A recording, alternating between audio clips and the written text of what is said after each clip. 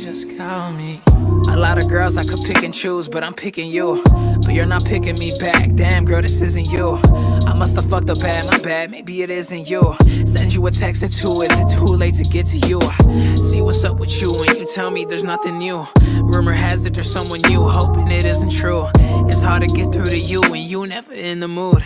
I'm just stuck with true love, I just wanna give to you.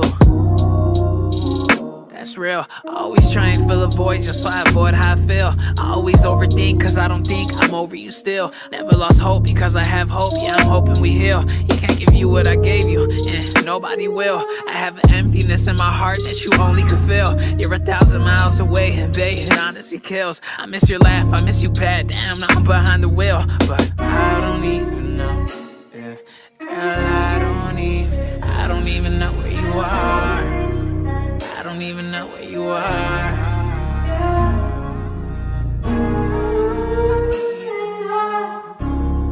I don't even know.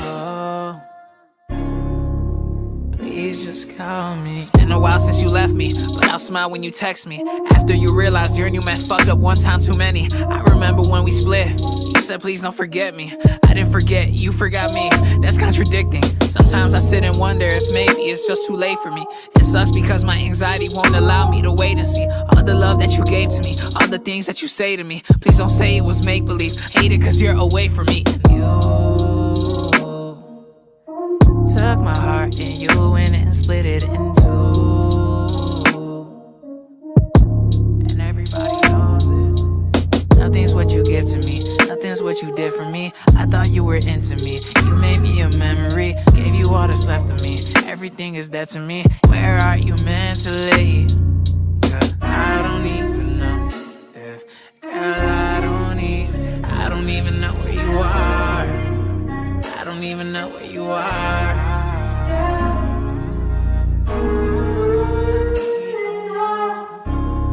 I don't even know. Please just call me. Please just call me. I don't even know who you are. I don't even know who you are anymore.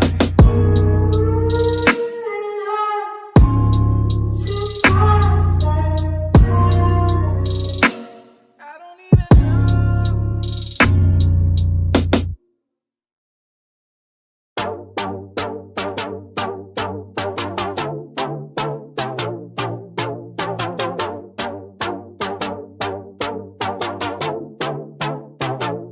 If you don't love me, lie to me, lie to me, lie to me. Tell me that you'll try for me, try for me, try for me. I don't wanna die lonely, die. But maybe you ain't right for me, right, yeah. If you don't love me, lie to me, lie to me, lie to me. Tell me that you'll try for me, try for me, try for me. I don't wanna die lonely, die. But maybe you ain't right for me, right, yeah. Hey, why you gotta switch plans?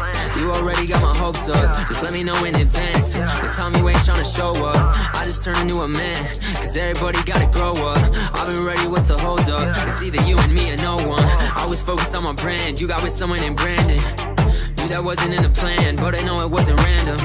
Said you'd rather have me, but you can go and take chances. I used to take you to everything, you just taking me for granted. You don't love me, lie to me, lie to me, lie to me. Tell me that you'll try for me, try for me, try for me. I don't wanna die lonely, die. But maybe you ain't right for me, right, yeah. If you don't love me, lie to me, lie to me, lie to me. Tell me that you'll try for me, try for me, try for me. I don't wanna die lonely, die. But maybe you ain't right for me, right, yeah. If you don't love me, now you wanna act like you don't know who I am. I bet you in another life, maybe we could've been friends. But I ain't worried about no girl, I'm tryna rack up my bands. I told you that I needed time, I thought that you'd understand. But that's the life I chose. I don't wanna be in anybody else's shoes except my own. Took a little time, made some bad decisions you don't wanna know. Watching everyone around me turn into somebody I don't know. But that's how it goes, if I take a L, use it all to grow. Lie to me, lie to me, lie to me. Tell me that you'll try for me, try for me, try for me. I don't wanna die lonely, die. But maybe you ain't right for me, right, yeah. If you don't love me, lie to me, lie to me, lie try for me, try for me. I don't wanna die lonely, die. But maybe you ain't right for me, right, yeah. If you don't love me,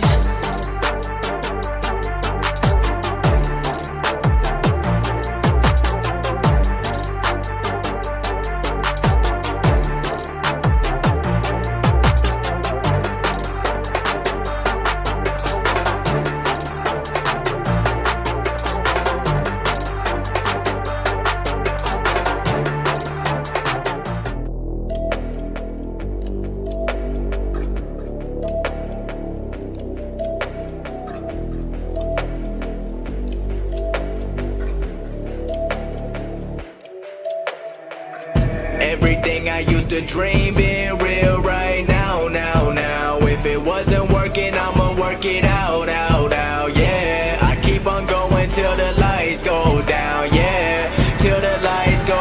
Everybody wanna make millions, but not everybody been working. Everybody know they got brilliance, but not everybody been searching. Everybody rap about money and hoes, but they got neither. Everybody knows, always been keeping it real. Every time that I spit in the flow, I've been going to get it, they not gon' forget it. I've been going up, they been staying afloat. My music been personal, telling my stories. I'm telling the truth and my life been exposed. Talking to fans that we in it together. I'm never gon' turn even under the pressure. I'm keeping it true to myself. Don't matter to me if the curtains are open or closed. Everything I wanted, I got it. Always wanted more, so I never be stopping. Everyone asking when a new drop in. Pressure been building, but it's a good problem. Graduated college and now I got options. Always bringing more, all these rappers take caution. Always been bossing, everybody watching. Love every fan, just know you're not forgotten, no. Everything I used to dream being real right now. If it wasn't working, I'ma work it out, yeah. I keep on going till the lights go down, yeah. Till the lights go down, till the lights go down, I've been feeling alright, I've been taking what's mine, I've been running out of time, I'ma keep on going up till the lights go down. Everybody wanna be friends now, but not everybody been with me. Started with a couple hundred plays now, but not everybody saw this me. I seen it coming, it was all or nothing. I knew the future gonna give me something. I put in the time, put in the work on my rhyme. Knew all along I was shine, I'm on now. Got a long way to go, won't slow down. I've been staying up too long now. Sun coming up and I'm in the zone now. I'm doing what everyone don't now. When I'm on it won't change me. People thinking I'm crazy. Negative talk don't faze me. Focused on pleasing the people who raised me. Invest in myself, already knew the projection. Drowning in all of my wealth. Now money is people and blessings. Wishing that everyone started with millions of dollars and do what they wanted. I wonder how many would still go to college or follow the dreams and not worry about falling. It's real. Everything I used to dream being real right now.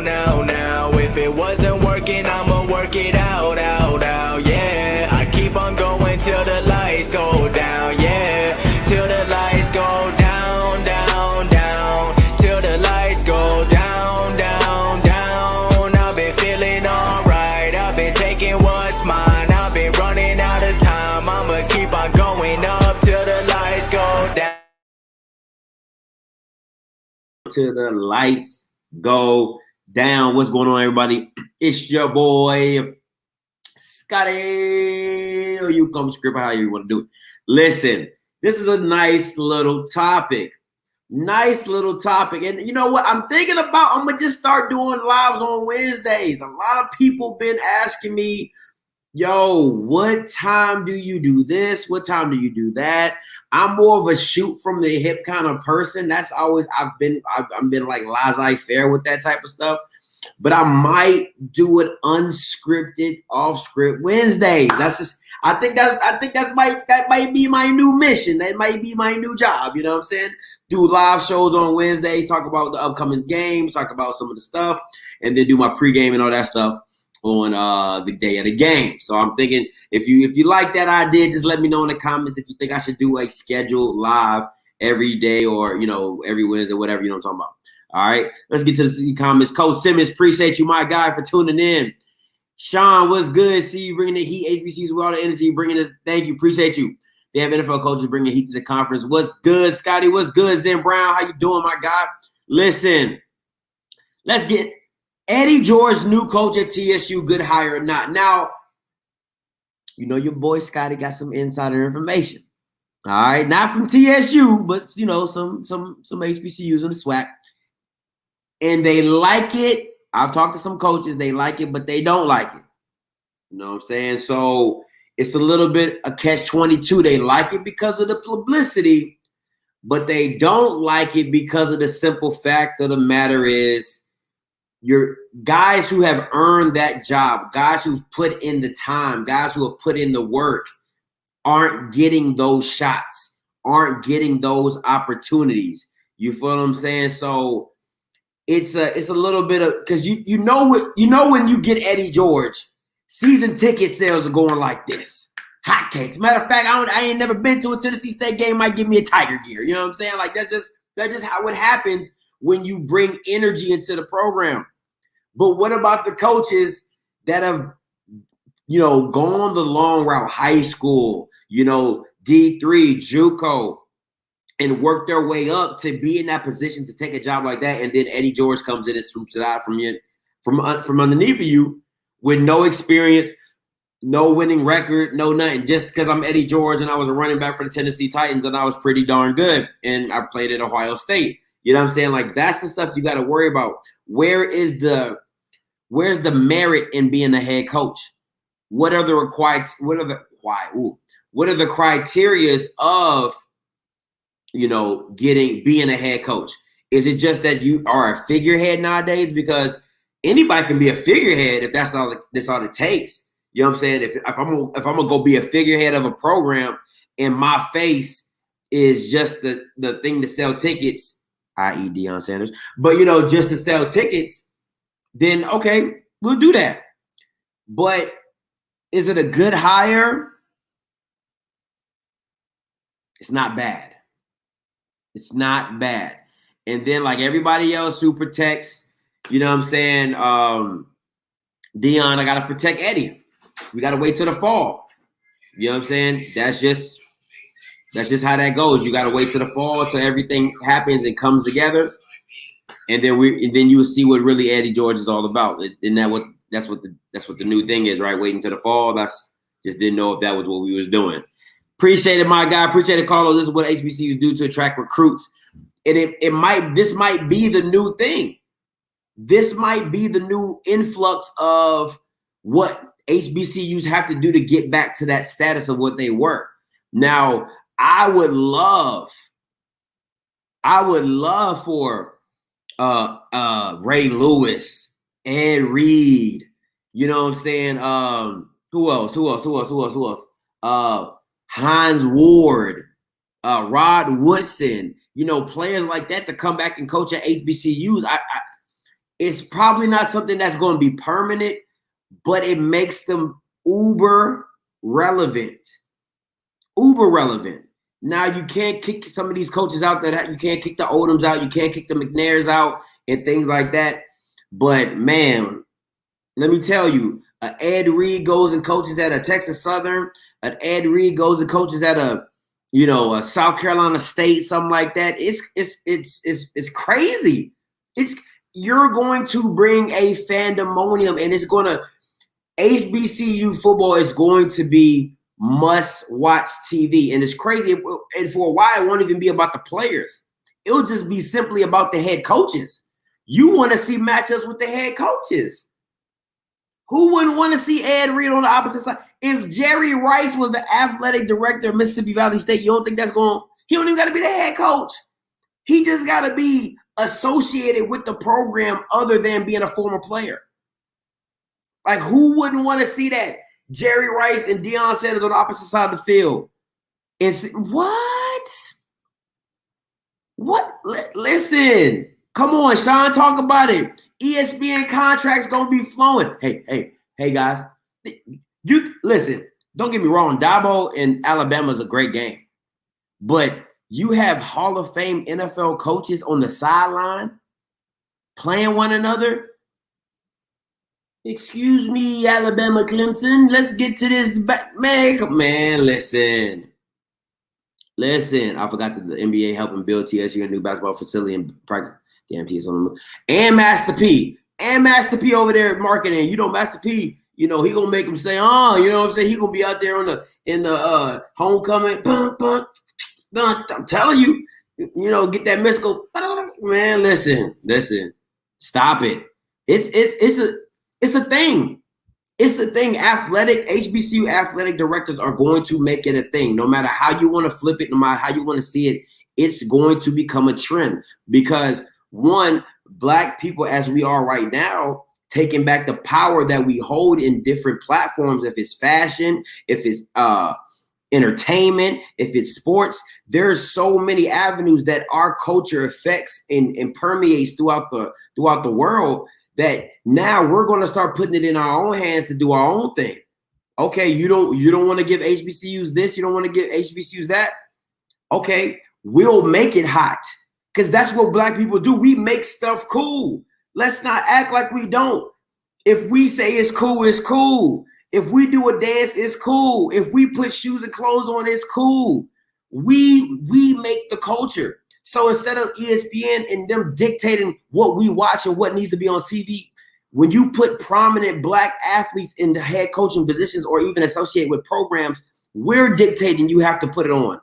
We're dictating to you that, look, no, we need to be on television. Why? Because we that. Everybody wants to see us. First of all, we the players. Everybody look like this who playing, who a star. Have the top 10 players getting drafted gonna be looking like me or a little shade lighter. So we are sports, the basketball. You can't name, other than Luka Doncic, you can't name me a top basketball player that's white. If you can't name me a top NFL player other than quarterbacks that's not Black. That's what it's all about. It's taking your power back. It's taking what we own that. We own that. You know what I'm saying? So when you act like, yes, is Eddie George the best hire? No. But is it a shift in the dynamic? Yes. Good one, Joke. Yeah, Joke is that dude. Joke is that dude. The Joker, he's that guy. I give you that. You know what I'm saying? So that's my thing, man. Oh, I like that, Sean. Power moves is putting people in position to dictate things, man. Listen, you have to be at the table. You got to be at the table to make decisions, man. You got to be at the table to make contracts. You got to be at the table to get noticed. And that's where we're positioning ourselves to be at the table. That's what all these little minor moves are. The Deion getting the Pepsi deal. Eddie George going to Tennessee. You know what I'm saying? I'm telling you, LeBron going to FAMU. Like, these are all power plays. All power. What did Denzel say? It's chestnut chestnut. It's chestnut checkers, nigga. You know what I'm saying? It's chestnut checkers. That's what this is. It's just chess. We playing chess out here. Long game, baby. Long game. Come on, man. Listen, that JSU and Tennessee State game, if it's not on ESPN, you bugging. If it's not on ESPN, you are bugging. It's too, you can't, what listen, JSU going to at least have about 4 games on ESPN, 4 or 5 games on ESPN. Easy. Tennessee State going to have about 3 or 4 games on ESPN. Easy. You can't help it. You cannot help it. Let me get to some of these comments. Ray Lewis, Ed, we also want to get into coaching HBCUs. Come on, man. Let's start it up. He's a shift agreed. Agree with the overall narrative, though. That was a home run hire for TSU. Brandon says South Heritage Class is going to be crazy. Bayou Classic, mark my words, probably, my God. HBUs could have done the sort of thing a long time ago. Boosters administration has never wanted to invest in their football programs to be on the next level. But they come in now. I went in for the tickets to the game against GSU. I'm in Memphis for this, and I hope ESPN carries this for the big station. Maybe move to Friday night primetime. Man, it's coming. Eddie George hire will attract more sponsorship. Let's go. Appreciate it. Jeff Fisher connected. Let's go. Don't be a boo jigger. Don't be a jigger boo. Without us being Black people, there will be no competitive sports. That's a fact. Have to figure NBC is going to be lightning to take the HBCUs in the fall, which most of CBS and ESPN locked in the pocket. That's facts. That's a big fact. We have to keep them and not run them off. You listen. I talked to somebody today, and they made a point. They said, "Listen, the culture is shifting. that old, old guard to where, do as you say, not as you told, especially with white head coaches to black players. And listen, Nick Saban, I'm not taking nothing away from Nick Saban. I'm not taking nothing from Dabo Swinney. I'm not taking nothing away from them guys. Ryan Days, the Tom is. I'm not taking nothing away from them. But what I'm saying is that black kids nowadays, seeing this Black Lives Matter, seeing the empowerment that our black people are getting, you're going to have to come with some real stuff. Yes, we like flashy things. Yes, we like the nice and best things that you can possibly give to us. But at the end of the day, you're going to have to come with some substance. You're going to have to be able to relate to me. You're going to have to understand my struggle. You're going to have to understand what I'm coming from and what I need to get forward. That's the benefit you're going to get from an Ed Reed, from a Ray Lewis, from an Eddie George, from a Deion Sanders. You're going to get that understanding of, I know what it's like to be you. I know what it's like to be the man of the house. I know what it's like to come from nothing and trying to make something. And that doesn't even have to mean in the NFL. That's in whatever you do. You know what I'm saying? Football teaches you life lessons beyond just the game of football. So to get that taught by a black successful man who's been to the pinnacle, to the top, oh man, it's nothing better. It's nothing better. Hey, caller, you live. Brother, you own it tonight. You own it tonight. We can even agree to disagree. You own it tonight. I appreciate you, Mr. Corey. Yeah.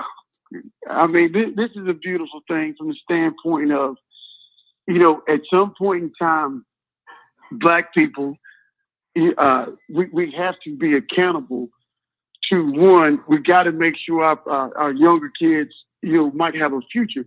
And see, my whole deal with it is this: unless we force change, power conceives nothing without demand. And when integration started, and like you said earlier, that we like flashy things, but if you look at the SEC, for example, or even ACC. Well, you have very few black coaches, which are the high-paying jobs as head coaches. And then the coordinator positions are high-paying jobs. Very few get those opportunities. Mm-hmm. Well, at the end of the day, just like over at North Carolina with Hubert Davis, I'm from North Carolina, so I never thought I'd live to see the day Carolina would have a black head coach. Unless the parents started steering their kids to black institutions, or at least Power 5 institutions have given black coaches a chance to get those high-paying jobs. Not everybody's going to play in the NFL. Mm-hmm. But if you force change and get it, and so they will give you an opportunity to get those high-paying jobs for life after playing, then they're not going to consider. But if everybody goes to HBCUs or force these big institutions to, hey, you know what? I'm not going to come there because your track record as far as hiring black coaches it's not good for me. Mm-hmm. Then when they start losing, then who do you think they're going to start calling? Black coaches. And hey, we got to happen. I will be in Memphis. I'm probably going to have to figure out how I'm going to have my TV working so I can see the replays there on my phone. But I'm going to be in Memphis, though. I can't stand it. Can't stand it. And going to have a hot chicken. I'm going to be ready, bro. Let's go, Mr. Corey. Support. That's what I'm talking about. Appreciate the call, Mr. Corey. All right, man. I'm going to be here all night. Y'all get right. Let's get talking tonight, boys. Let's get it. Let's get it, Mr. Corey. I like that. Let's get it lit. Let's get it lit. That's why the call lines are here, baby. That's what the call lines are for. Let them know, Mr. Corey. Hey, caller, you live. Hey, how you doing, man? What's good? What's your name? Where you calling from? Oh, my name is Vince, man. I'm calling from Mississippi. Talk to me. Calling out Jackson, Mississippi. Listen, I was referencing a Bible scripture one day, and the scripture said, in that day, everybody would go unto their own, right? As it was in the beginning, so shall it be in the end. Now, we started off at HBCU until they allowed us to go to white institutions, right? Mm-hmm. So this is just a transition back. We see how America is changing, the racial profile and all the discrimination going on, right? A lot of these brothers is waking up to the point and say, hey, we can take our own institutions and we can make our institutions greater than the institutions that we Power 5 so what, right? Yeah. Because everybody get exposed at this day and time, right? Yeah. You can, YouTube is television now. So the exposure outlet is wide open. So I see this as a great move because, you know, and as far as we can create our own narrative to our own destiny, because we got the market. You know, there's plenty of players out there that we can choose from. Mm-hmm. We just got to make the situation conducive and inviting for them to come on board. Yeah, I like that. And you know, all right, thanks, man. No, you're good. Thanks for the call. Yes, sir. Thank you. And I love that. I love that. You know, come back to your own, because at the end of the day, what it all boils down to is we have to understand, right? Let's break it down like this.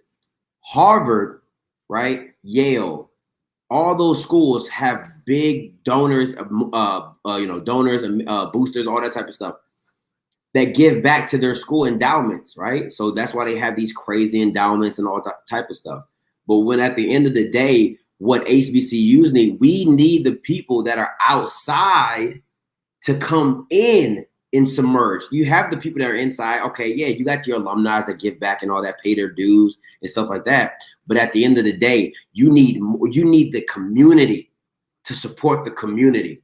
You feel what I'm saying? You need the high level celebrities. You need the high level people to give back to what is ours, because everybody wants to do something for them, but you got to give to get. You got to give to get. You know what I'm saying? You can't be looking for the next big thing. Like, don't get me wrong, I love this whole thing, but if more people don't start giving back to HBCUs in general in a whole, 2 schools ain't gonna cut it. Just 2 schools ain't gonna cut it. I need everybody on the list. You know what I'm saying? Like if you're doing a pot roast, you bring it in for work. What school you got? Okay, Beyonce, what school you got?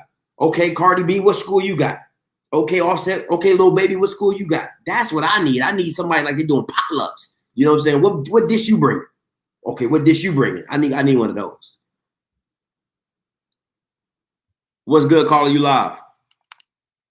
Man, what's going on, man? It's BJ calling from Atlanta, Georgia. What's up, BJ? Talk to me. Hey, man, I told y'all who called in today, man. I told you. Oh, man. So, man, we talking about, man, look, HBCU football, HBCU sports, that's my passion. Yes, sir. I grew up with. I never looked up to anybody on the Power 5 level. I grew up in Birmingham, Alabama, the creator of the Civil Rights Movement. So all my teachers, principals, everybody were from HBCU. So I grew up with that pride. But I am smart enough, to realize that everybody did not. Mm-hmm. And one of the things I always challenge people with this is that the Power 5 became the Power 5 off of black sweat, blood, and tears. All right? Yes, sir. The reason that those schools integrated from the athletic standpoint was to build their institutions, and we allowed them to do so. And for the most part, we've gotten nothing out of the deal. Yes, we can say that we went to this school and they got a fancy locker room and they got this and they got that. But what happens when you don't make it to the league, when you don't have a degree, and you get back to where you started at day one, and the only thing that you have is memories of what you once did before? Because it's been proven time and time again, once those people are done with you, they're done with you. That's it. So that's why I ride for HBCUs, man, so hard. And as far as the coaches coming in, it's twofold. On one side, it is a good thing because you bring in the attention, you bring in exposure to HBCUs. And no one can deny that. No one can deny the opportunities that Jackson State has gotten because of Deion Sanders being the head coach. Yes, sir. But I want people to be careful when they say the word exposure. You can go to Walmart right now, go down aisle 3, drop your pants, and use the bathroom. At that point, you have attention and you have exposure. So you run a risk when you hire someone who has not had head coaching experience or coaching experience. You want to be careful. You want to respect those who have come along the way, because we've been here for a long time. Just because other people are noticing us now that haven't been for the past years doesn't mean that our product and what we have is any more or less valuable than it was before. SWAC has been around 100 years. This is the 101st year coming up for the conference. But, you have to be careful because that person is going to have to learn on the job.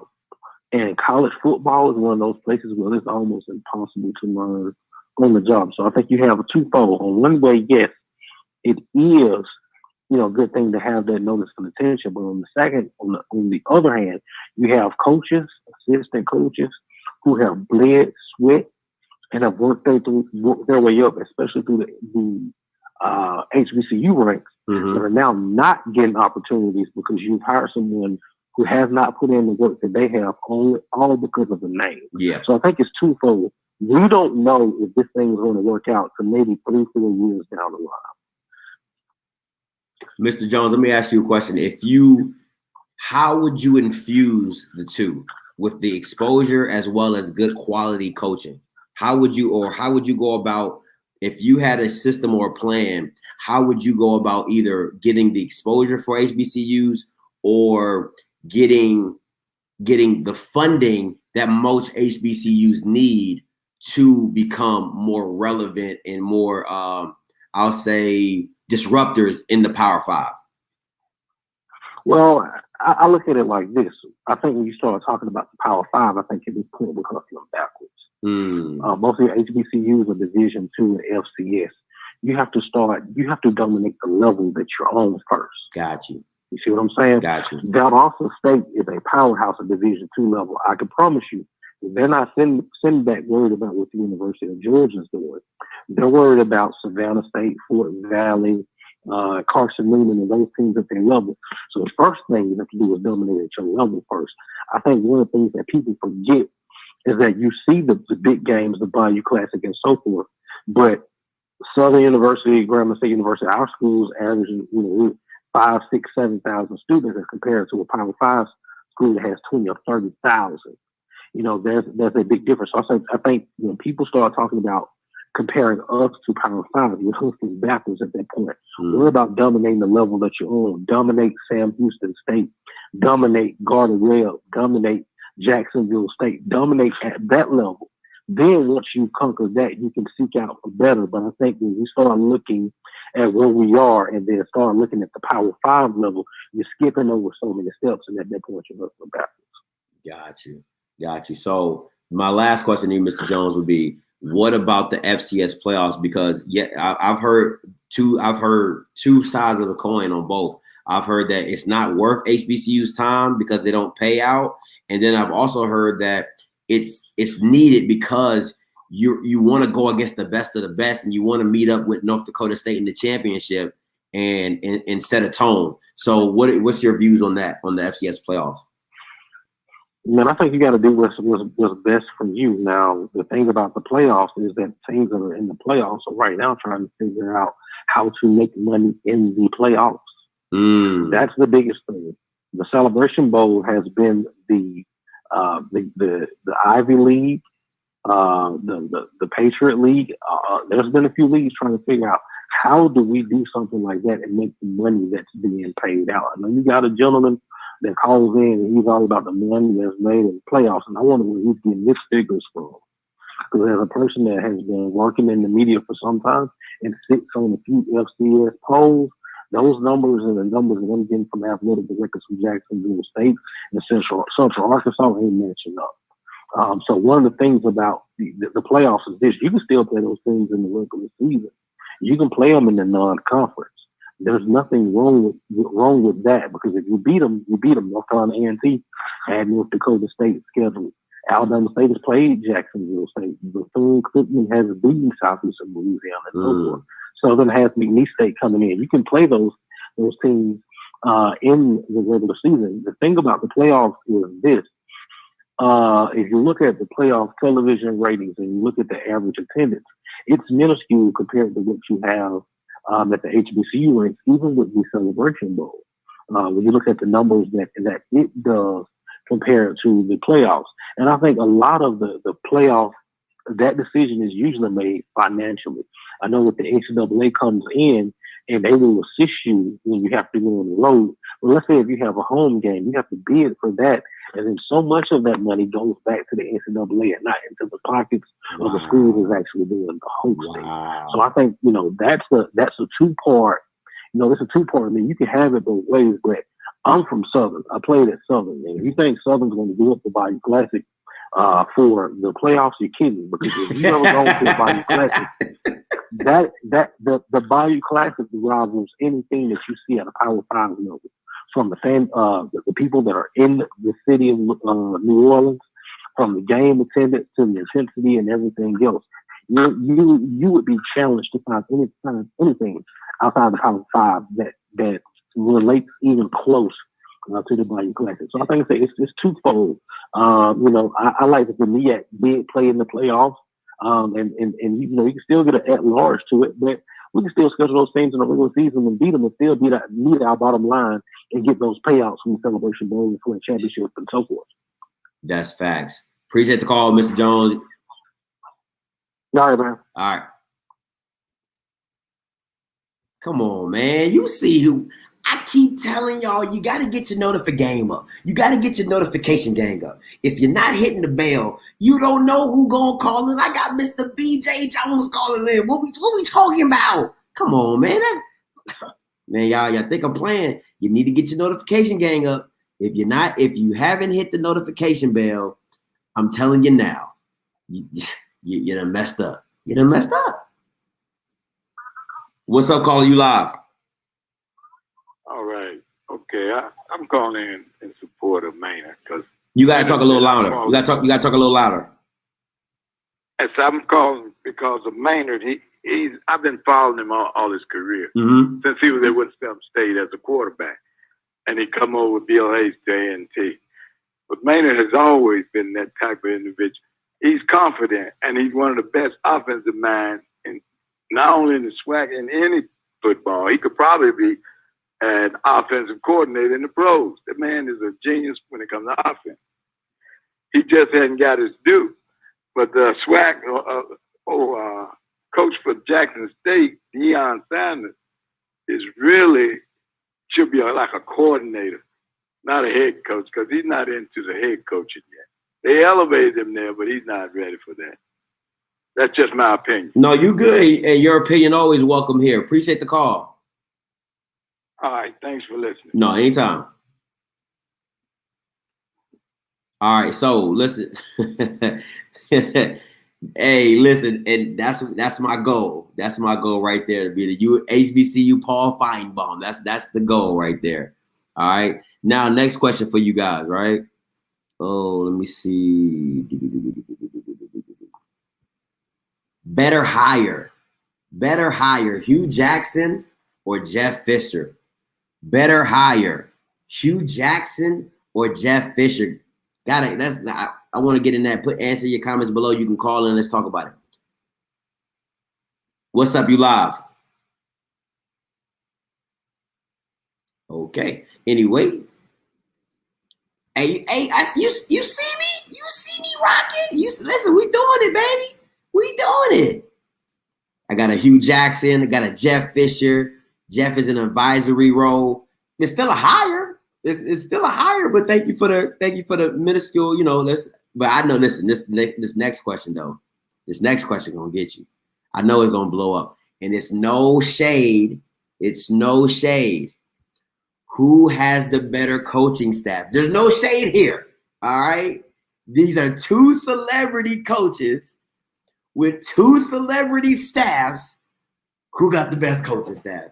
And I'm gonna put up a picture. This is no shade. So I don't want to hear nobody talking about some, oh my God, you're hating, you're pulling black people against each other. I'm not doing that. I'm just asking a simple question. Who has the better coaching staff? Hey, you live. What's going on, man? Hey, well, I'm gonna answer your question, but who was the guy that called earlier? BJ Jones? He's from you'll see him on HBCU Game Day. They call him in to do stuff for them. He what? You'll see him on HBCU Game Day sometimes in other shows. They call him to be a pundit for them. Okay. Yeah. Okay. Yeah, you was talking about the coaching staff.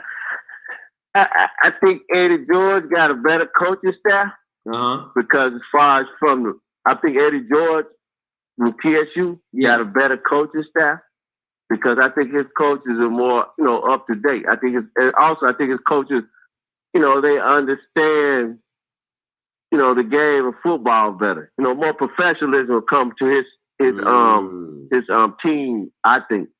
You know what I'm saying? Whereas, Deion Sanders' staff, it might be a little bit more buddy. I'm taking you along the ride with me. I think that it's going to be a little bit more structured at TSU compared to Jackson State. And for a while, TSU been leaning towards, trying to integrate that school. I think the population was like 20% white. Mm-hmm. Yeah, so I think Eddie George. I think if I was looking at it, I think Deion could have hired some better coaches. I believe.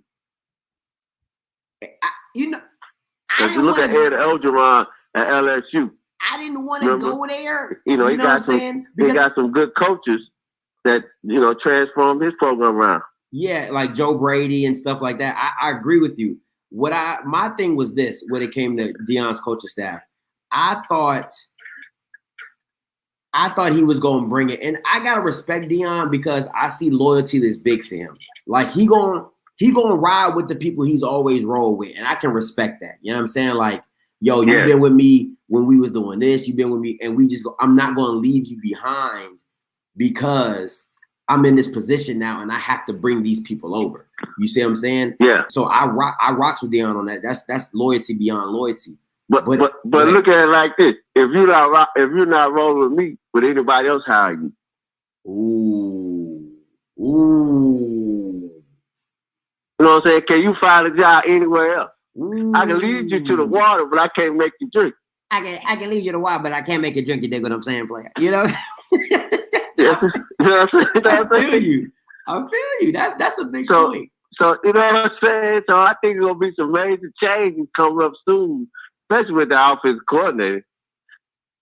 Listen, people want to sleep on Hugh Jackson because of the Brown situation.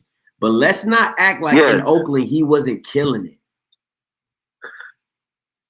And we got Peerless Price, I guess, for receiver.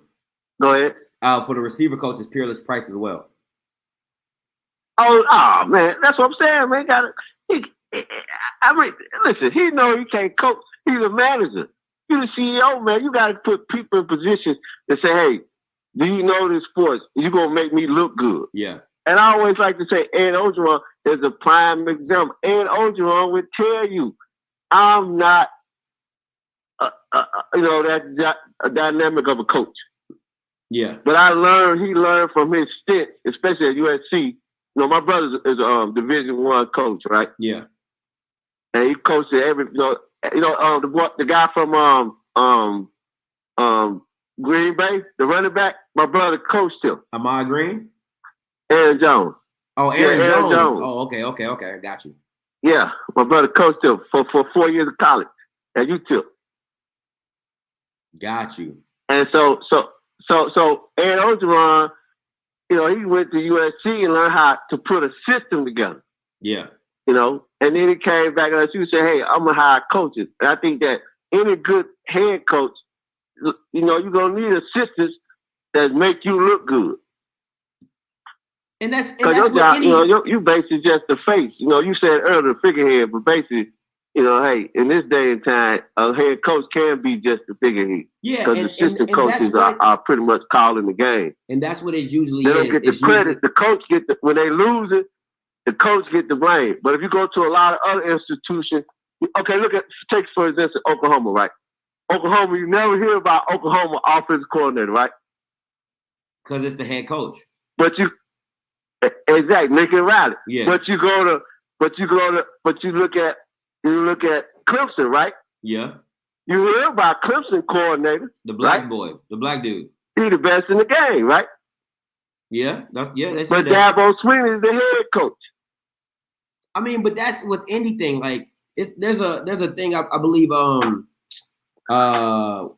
dude who created Apple, Steve Jobs, he said, if I'm the smartest guy in the room, I need to be I'm not in the right room because I'm not hiring the right people. You see what I'm saying? Because If I have you over marketing, why do I know marketing more than you? If you're supposed to be the marketing expert, you see what I'm saying? If you're supposed to be the graphic designer, why do I know more about it than you? You're supposed to be the expert. And it should be the same thing as a head coach. I know how everything works. I know how it's supposed to come together. I know how to lead men. I know how to talk to men. I know how to talk to young players. I know how to motivate. But at the end of the day, position coaches are the backbone of your program. Exactly. You just knowing that, hey, you just say, okay, exactly. You just looking over and reviewing everything that they're inputting in, and then you say, okay, I agree with them. And then if they do something that you don't agree with, then you override and make another decision. Exactly. But you gotta have people under you that can run your operation. Facts. Appreciate the call, my guy. And so I think Eddie George understands that to a T. You know what I'm saying? Because, you know what I'm saying? Whereas Deion, he's gonna make some changes. Believe me, Deion's gonna make some changes in the coaching staff. We'll see. Believe me. We shall see. Appreciate the call, my guy. All right, thank you. Hey, calling you live. We shall see. Hey, what's going on, Script? This is Double T. What's good? Talk to me. I'll take Hugh Jackson or Jeff Fisher. I'm not sleeping on Hugh Jackson. I'll take either one of them. I just think Jeff Fisher better hire, but I'll take either one of them. And as far as like people mix this thing up, as far as like the FCS playoffs and stuff, it looks contradictory when you got 3 HBUs that's playing in conferences that go to the playoffs. So it makes, you know what I'm saying? That don't go together. And then as far as they're making money off the playoffs, they don't make money off the playoffs.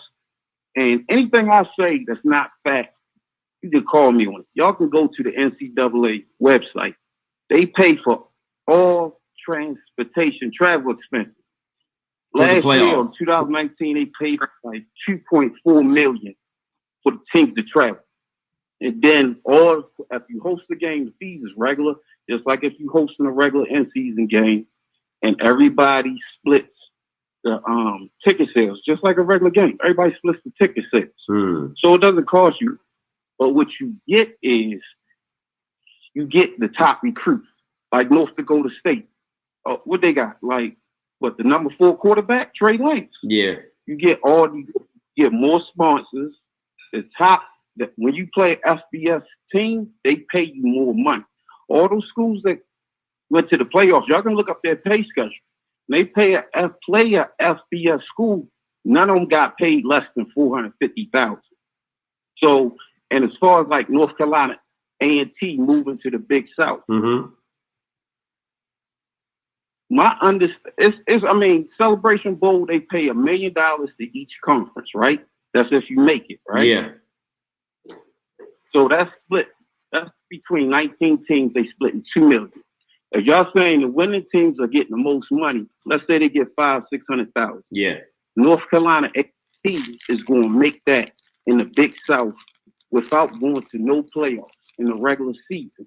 They're going to make that. How so? So if you look up their pay schedule, the last time they played an FBS team was East Carolina University, and they beat them. They got paid $350,000. You can Google it.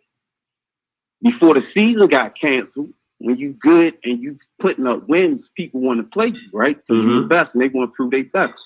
North Dakota State was scheduled to play them last season, and they was going to pay them $240,000. Right there, that's almost $600,000.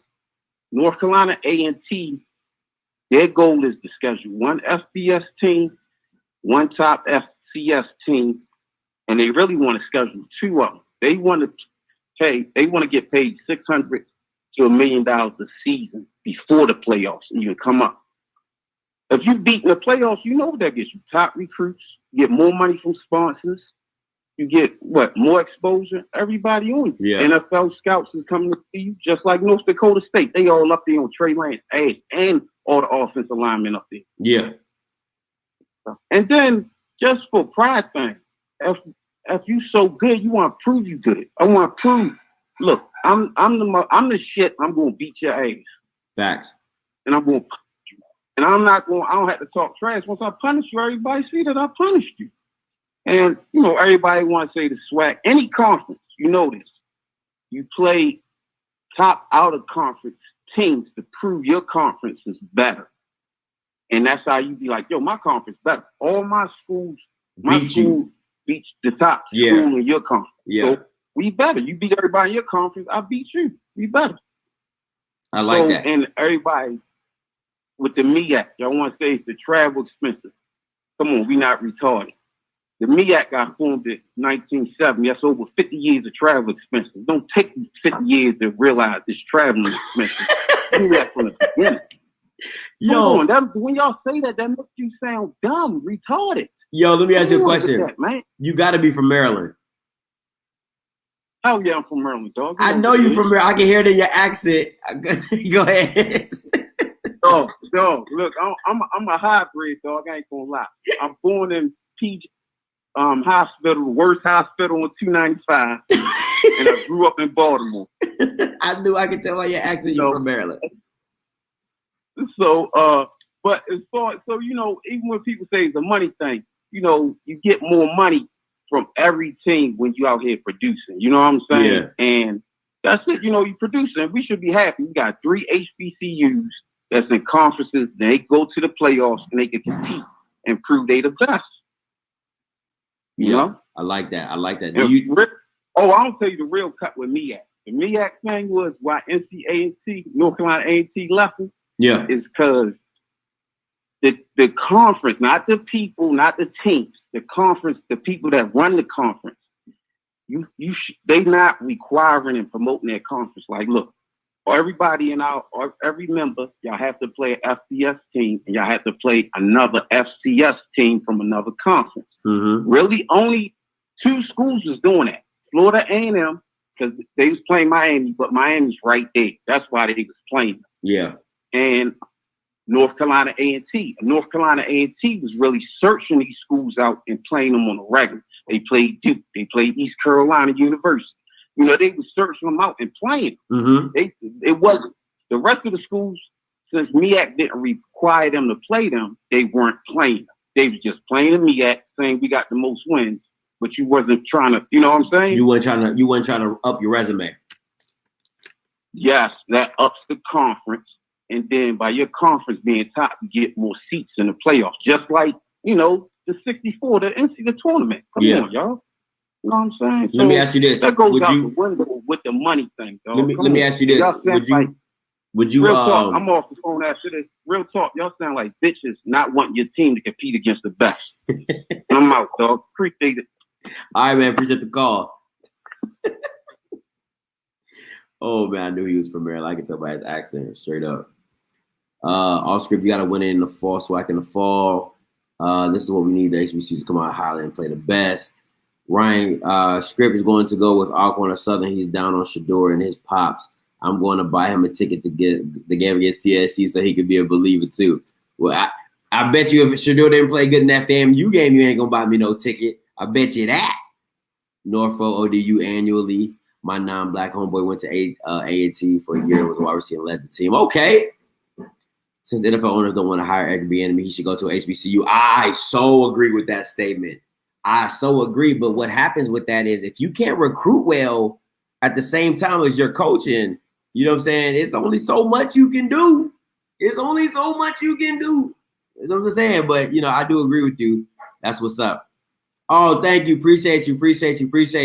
So the question of the evening, right, is Eddie George, new coach for TSU, a good hire? Call lines are open, 701-801-6395. Listen, this, like I said from the beginning, this is chestnut checkers. That's what this is. We out here playing chess. Now, how do we capitalize on this momentum? How do we keep it going? How do we turn this over into more exposure, more love for HBCUs, more money coming in? How do we get that? How do we take it to the next level? Because at the end of the day, we are the sport of football. I know that might sound arrogant. That I know I might sound a little, 5%-ish, but we are. That's just the nature of the facts. the NFL is 85% black. The numbers don't lie. You see what I'm saying? Let's go. Like, most of the stars that are dominating athletes is us. Basketball, football. Tiger Woods in golf. Don't let us get into hockey too, because we take that over just skating around. You know what I'm saying? So let's not do that. Hey, caller, you live. What's that, babe? It's N.O. Joe, CTC Finals, you heard me? What's good? Talk to me. What's going on? I got and also good things, because they're doing in Georgia times, they're doing the same thing. Hey, you're gonna have to call back, your phone breaking up. Coaching NFL, they get. Hey, call back, your phone's breaking up. Hey, caller, you live. Hello, caller, you live. 910, you live.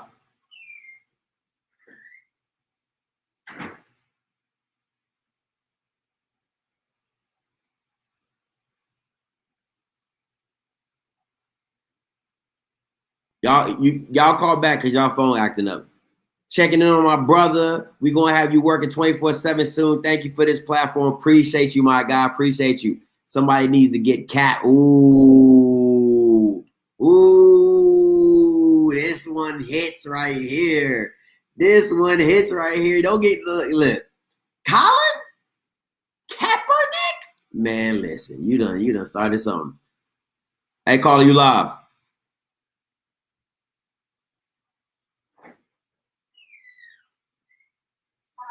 Can you hear me?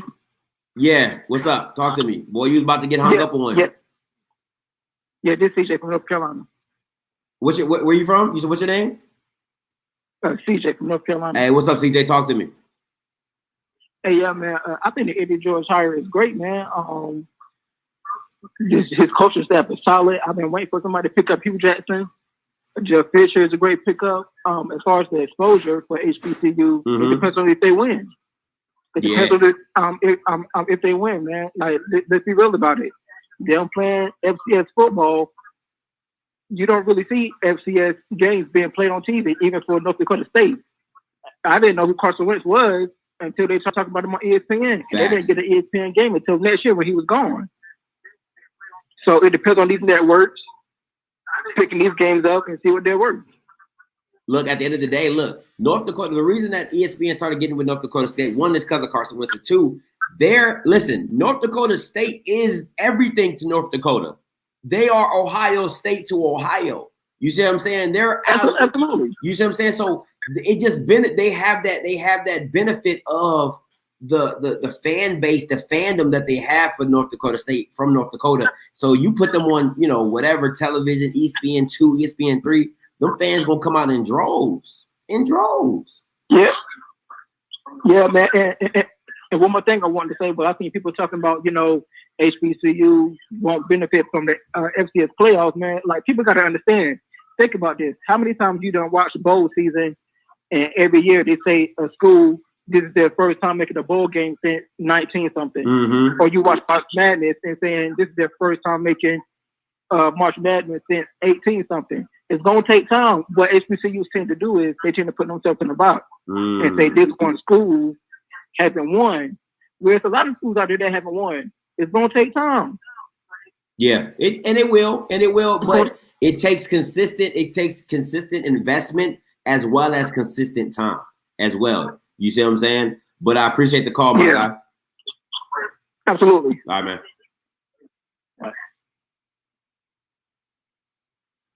Conscious, what's good? What's good? Off script. Talk to me. So to answer the question, man, I love the move for Tennessee State.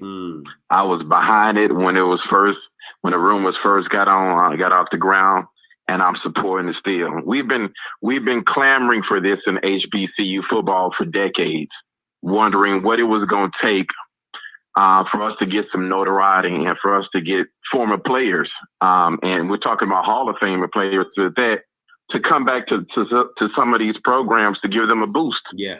And now we got it. So we got to capitalize on the momentum. And we have to start a more conscious movement to help some of these players, especially in the transfer portal, to understand that this is an opportunity to be a part of some of the building blocks of the foundation of the change, not just their arrival, but the change in how some of these programs are going to be operating. So I support it 100%. To answer your other question right now in terms of coaching staff, I got to lean toward Eddie George's coaching staff right now. What? And not you. I do. Not you, yeah, I do. I do. I like the move so far, but here's the thing. I want to wait to see how he feels out the rest of his staff, and especially who's going to be his O-line coach, and some of the nuanced positions that we know HBCU football needs. D-line, O-line, HBCU football it thrives on whether or not you got a good line play and you got good D-line play. Yeah. So that's where it's in the trenches. Yeah. So if you ain't got good trench play, you're not going to be good in the swag. You're not going to be good, period, in football, period, if you ain't got good trench play. Yeah. I didn't even think about that. I think this is the start of something good. I'm excited to see what's going to transpire, especially at the Southern Heritage Classic with Tennessee State and Jackson State. That's always a 45,000, 50,000 seat, game where fans are already, hyped. And that's been going on for years. So I'm excited, but you was about to say something. What was that? No, I was just saying I didn't even think about what you were talking about with the nuances on the O-line and D-line coaching. I was like, man, that's a good one. Yeah, I got to see who he's going to put at those critical positions, because right now I like our O-line coach for Jackson State. But you asked the question about how do we capitalize additionally on this momentum? Yeah. Right now, if I'm the SWAC and I'm the MEAC and I'm a part of the conference, I'm thinking about adding another bowl to the end of the season. Let's go. Conscious, I like that. Yeah, I'm thinking about adding another bowl and having like a 14 playoff with the Celebration Bowl being the ending championship game. And this is to help galvanize and continue that momentum and give these kids, something to play for in the off season. I like and plus, that. Nobody else. I mean, of course, BCS is doing it, but in terms of FCS, nobody is doing it. And to the caller earlier that was saying, about the money, look, we can argue this ad nauseum. We got the documents to prove it. It doesn't make sense for a black college football team to participate in the playoffs. A&T is going to learn this the hard way. I promise you, A&T is going to learn. They'll learn it in a couple of years, and then they'll say to themselves, all right, I guess they was right. But, to each their own. I support them still. And if they want to, go to the playoffs, so be it. But, yeah, if I'm the SWAC, if I'm the commissioners, I'm adding another bowl game to the end of the year. Oh, Conscious, listen, they need to put you on the board, my guy. That's a bar. That was a bar. You just dropped. That's a bar, because that is invigorating. That is invigorating. Come on, man. To see everybody go at it again, not just within the SWAC championship, but in different formats and people getting matched up in different brackets. Absolutely. That would be absolutely. So man, listen. And look, you're talking about teams that already lead the FCS in attendance. So you got Jackson State up there, you got Alabama State up there, you got Southern up there, you got FAMU up there. I mean, the opportunities and the matchups are endless, man, because we're going to support our teams. We always have. And that's one thing that we can say about our programs, is that we have a strong following and that we've always consistently been at the top of FCS attendance, which means we're making money. Man, Conscious, you done started something, man. Listen, I'm gonna vote for you for SWAC commissioner. Keep playing. Go run for it. Go run for it. All right, well, man, look, continue doing what you do. As I always say, man, I'm gonna support you 100%. And man, look, I think this is the start of something special, man. I'm behind it 100%. Appreciate you, Conscious, man. Anytime. Later, bro.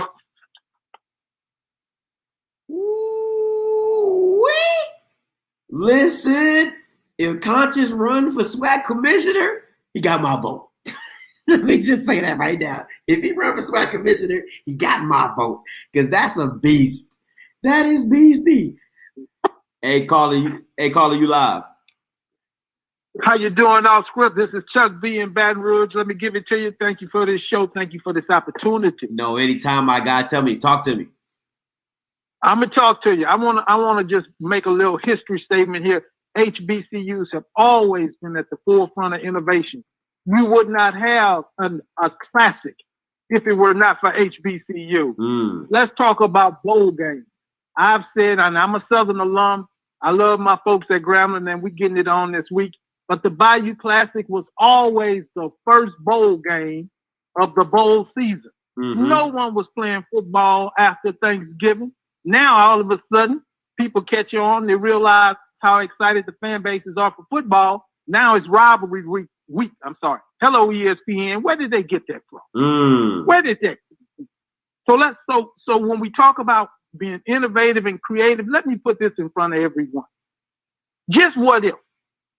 What if HBCUs were bold enough to say, this spring football thing has potential? We could go back to fall football and deal with all of these other conferences running all over here and getting all of the coverage, but I'm going to ask, because of COVID, we now see the potential of spring football. And America is hungry for it. Are we bold enough to say maybe every other season, every 4 years, maybe every other year? Okay. To look at the spring football season? Let's think about this. ESPN has recognized the potential to cover these games. Yeah. You had a caller last week who said, I was just looking for football, man, and wow, I didn't know you guys were out there, and I know you had a little fun with that caller. I know what you're talking about, too. But yeah, you know what I'm talking about. But I just want us to realize that what's going on at Jackson State, what's going on at Tennessee State, if we could not only get these guys to become coaches, but what about athletic directors to bring this potential to all of the programs on campus? We should be recognizing right now, COVID-19, as horrible as it is, and it's revealed a lot of shortcomings. But I think in this instance, it's also revealed a lot of potential. So let's think, man, forget the box, forget all of the boxes in the warehouse they're in. Let's just start thinking about the fact that we have unlimited football potential in America now. There are 4 stars and 3 stars all over the place, 4 too many for these big D1 programs who put them on benches and stick them in warehouses. HBCUs, if they want to come and play, if they want to be seen, and this spring football season is incredible in terms of having coverage like none other. Why not think about it? I'm just giving it up to you again. All my HBCUs out there, we got love for you. Thank you for doing this. This is Chuck B in Baton Rouge. Man, this classic coming up in Alabama and in Shreveport. Let's do this thing this weekend. Love y'all. Love you. All right. Appreciate the call, my guy. All right. Got that Chuck B from Baton Rouge, big baby. I like that. All right. But listen, I love the spring football. And I talked to some other people that said, that spring football cuts into March Madness and spring football cuts into other, like NBA season and stuff like that. But I don't agree with that wholeheartedly, because I don't know anybody who doesn't love football. Like, March Madness is great. Don't get me wrong. But if it's not a Cinderella team, you're not really that tuned in. If I'm being honest, you know what I'm saying? You're not that tuned in. You see what I'm saying? So it's just like, you just, okay, March Madness. You know what I'm saying? Like, everybody knows how the girls' game gonna go. The girls' game gonna go have four number 1 seeds, 3 number 1 seeds, and a 2. You already know how that's gonna go. The men's is usually like a Cinderella team, 1-1, a 2, and a 4, maybe. You know what I'm saying? So I don't know. Hey, caller, you live. Hey, what's up, Scotty? This is Dana. How you doing, man? I'm good. How about yourself? I'm doing fine. Hey, you know what? I'm just thinking about, you raised a good question, but I think there's another sub-question to that. Talk to me. And that is, with these 2 high-profile coaches, there's some change that has to occur in HBCU football, especially in the SWAC. Mm-hmm. The stadiums are going to be too small to support the growth. What do you think about that? I always believe in what is it? Under promise, over deliver. Something. What's the slogan? Like, oh, because if it's so packed, you want that. You want it for TV. That lets you know how interesting. That's right. That lets you know how interesting the game is. You know what I'm saying? So it's like, I want it to be packed to where it's like, bro, we got to get a bigger stadium.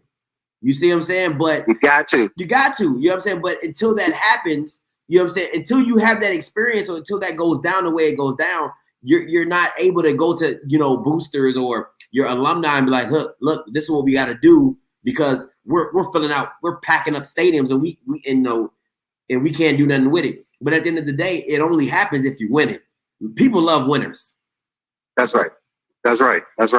Yeah, because at the Jackson State game, even though they had a COVID policy at half, we still had 25,000 people in the stadium. You see what I'm saying? Mississippi. And so I think the schools are going to have to start making that investment. But in order to get a bigger stadium, you got to have what? A high-profile coach. And they work hand in hand.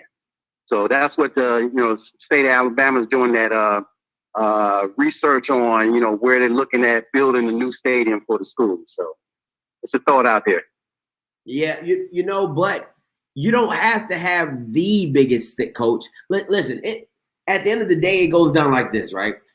You can have a Rudy Poo coach, but if he wins, that's all that matters. Yeah. That's all that matters. Yeah, gotta win. He gotta win. Listen, he can look so unathletic. He can not be Deion. He can not be Eddie George. You know what I'm saying? He can not be any of those guys. But if he produces and wins, best believe that's just what it is, because people love winners. That's what culture loves, winners. That's right. And going back to the last caller, he raised a good point. I was actually thinking, what if the SWAC says for the next 3 years we're doing spring football? I like that. Because what happens is you look at the competition. You don't have any competition because you're the only football that's on TV and ESPN. People got to look at when the first few games, the ESPN game from Jackson State was on the internet, and then they broke the internet. Then it went to ESPN2. Yeah, broke that, and then they say, let's put them on ESPN. So I think the spring is. I think it's there for it. I don't know how they do it or can they do it, but I was just switched and say, hey, HBCU football is in the spring. Listen, it's very simple for me. Very simple. It's like this. Nobody wants to watch baseball unless it's the playoffs, and that's in October. Yep. Nobody want to watch NBA unless it's the playoffs or big time matchups or big time matchups. You know what I'm saying? The playoffs don't start until June. March Madness is what March Madness is.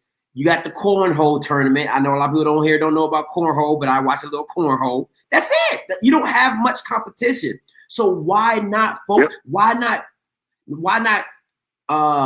oversaturate that market? Because everybody knows America's a football place. We love football. It is what it is. So at the end of the day, in supply and demand, there is no supply, so you're gonna have all the demand. That's right. So that's right. So we'll hopefully see that. All right, we'll holler at you later. Hey, Dan, appreciate the call, my guy. All right.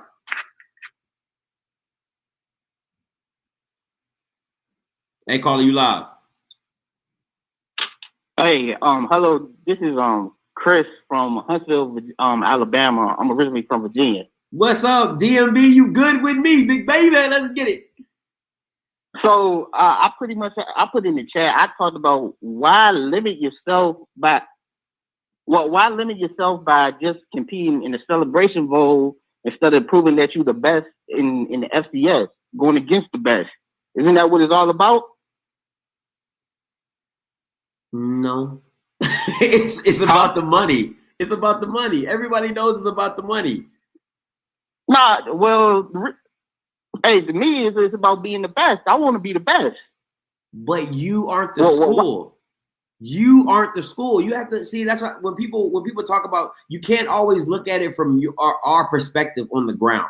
You got to look at it as a financial perspective on top. It's about the money. You know what I'm saying? If you're not making money, come on, man. Where the money reside? Where the money reside? Like that's what it's all about. Like, yes, you want to be the best, but I can schedule that. Like Mr. BJ Jones said, I can schedule that game during the season, whoop your butt, and still get money. Mm-hmm.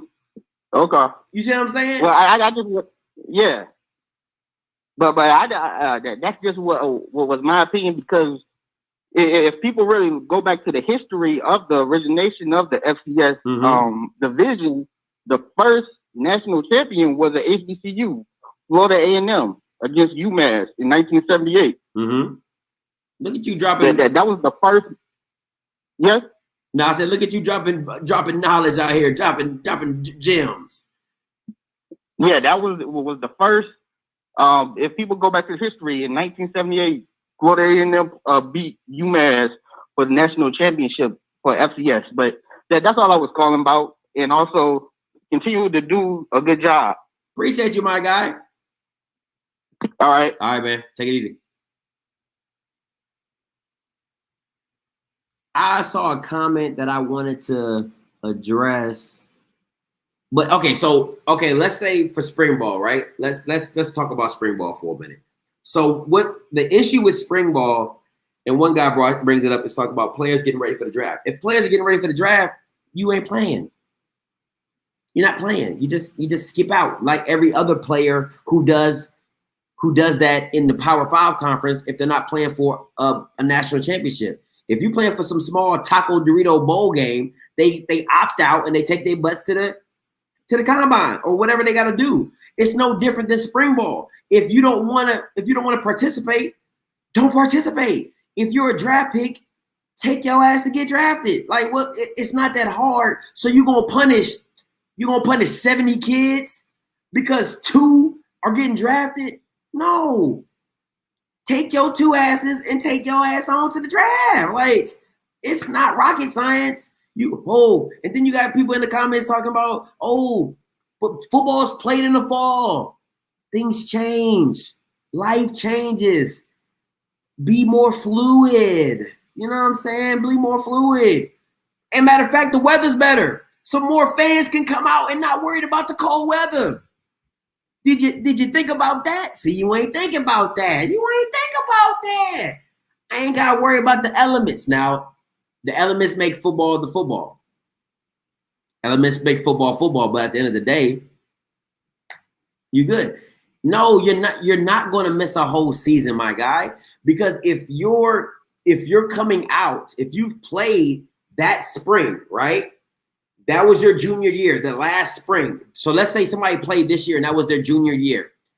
Then they would wait, do a regular school year. When the combine come out, they would opt out for their senior year. They wouldn't play their senior year and they would prepare for the draft. It's no different than in football. The kids play that season out and then they opt out right before the draft. It's no different. It's no different. What we doing? Come on, man. Like it makes sense. You gotta get with it to get lost. I'm just saying to try it out. If you're fighting for coverage, why not take a spot that nobody's using and make it your own? You know what I'm saying? Just make it your own. I don't get it. Trust Dion, get an opportunity, he will go to the FCS. These teams are in the South mostly. Imagine the Bayou Classic and what? That would be so lit. So lit. Listen, sundresses out. Sundresses out. Skirts, pencil skirts, all kind of skirts. Oh, Lord. What? Say what? Oh, see, man, listen. Y'all gonna get me in trouble. Man, oh man. Ooh, wait. Darren, no. If you need your senior year, You play your senior year, and then you come out on the draft on the back end. That's all. Woo! You barbecue, all that. Nah, it's not gonna see. People are so stuck in their ways. It's people just stuck in their ways, man. It's okay. Like it's okay to try something new. You seen what happened with New. It's okay. It's okay. To the Memphis 7-11 is gonna be fire, bro. All kind of skirts. All kind of skirts. You can get in November. That's not the way. Yeah, but it's November. It's November. You know what I'm saying? It's not that when the everybody knows in the summer women dresses. I'm gonna come. Listen. Don't let it be in the spring. Be fresh. I'm gonna holler at you. I'm gonna holler at you real quick when I get off the. Don't let it be in the spring. You hit that drums, please. Summertime. Everybody knows when the summer out, dress less clothes. And we talk about a black event with less clothes. I'll believe it at that. We talk about a black event with less clothes. They don't have Black Beach Week in November. They don't do that.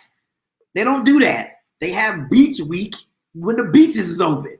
You know what I'm saying? Come on, man.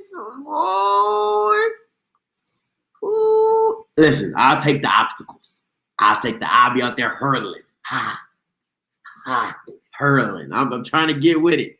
I'm trying to get with it.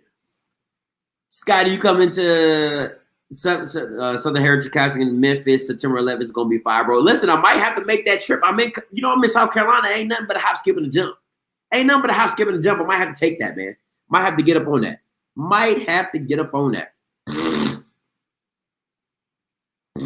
I told the brownie lady, spring breaking.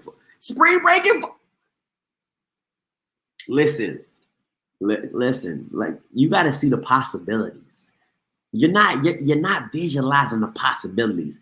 My man right here, John Doe Sports, is visualizing spring break in football. You're talking about boobies out, booty out, like boobies out, booty out. Listen, come on, man. It's not even about football no more. It's not even about football. Oh my God. Whew. Columbia. I'm in Columbia, South Carolina. Script, I'll buy you a dance. Corey, say less, man. You buy me a ticket. Listen. I know people know I'm a JSU fan. I'm a JSU bandwagon. You can slut me out. I'm for the streets. I'll go to the highest bidder. Anybody from FAMU want to buy me some gear? You can slut me out. It's no biggie. I'm for the streets. That's what happens when you become a bandwagon fan. You know what happens with a bandwagon fan? You have your ticket, and then once your ticket expires, you put it back and get a new ticket. So if anybody out there want to slut me up for their team, that could be Southern, Alcorn, Alabama State, Alabama A&M, FAM, South Carolina State, Tennessee State. I'm good. You can slut. Listen. It's not a game out here. I'm trying to tell you. Listen, I go to the highest bidder. Oh man, let me stop. Y'all gonna get me in trouble. Even Valley, but their price is gonna be pretty high. Their price is gonna be pretty high though. Valley gonna have to give me like a box suite, maybe have like a nice chocolate honey waiting for me. You know what I'm saying? Soul food dish. I'm gonna need the whole shebang for me to, and then I'm gonna have to get an autographed jersey by Jerry Rice. I got you. I'm gonna have to get. Don't say that. We in there. Me and Cut be in there. You know what I'm saying? I'm just letting you know, me and Cut gonna be in there. Listen, I can't give you that, man. I can't give you that because if I give you that now, I'm gonna look like Stephen A. Smith, and then people will be like, "Well, Scotty, you said in the fall that was going with. No. I gotta see everything. I gotta see how it all plays out during the summer jank. You know what I'm saying?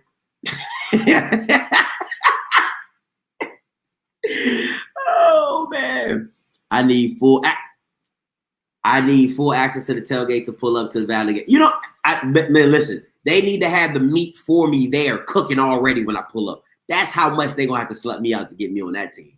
Listen, in Texas Southern, oh man, Texas Southern, they're gonna have to have me 2 honeys, 2 Megan Thee Stallions. I need 2 stallions right there, like walking with me the whole game.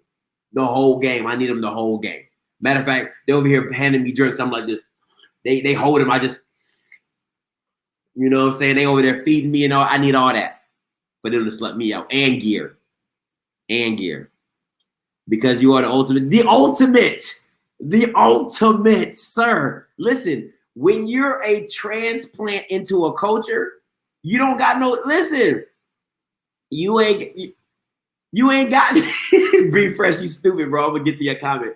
You ain't got, listen, I'm a transplant. I'm adopted to this. You know why? So I can just move and slide how I want.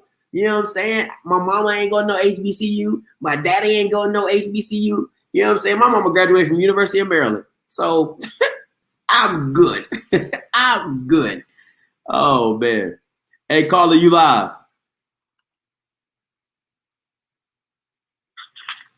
What's up, caller? You live? Yo, man. I just wanted to say that about the new coaches that's coming in. Yeah, talk to me. NFL coaches. They've been had NFL coaches in the HBCUs for the longest. This just not a new thing. The NFL coaches been coaching in the HBCUs for the longest. I mean, they just don't have a big name like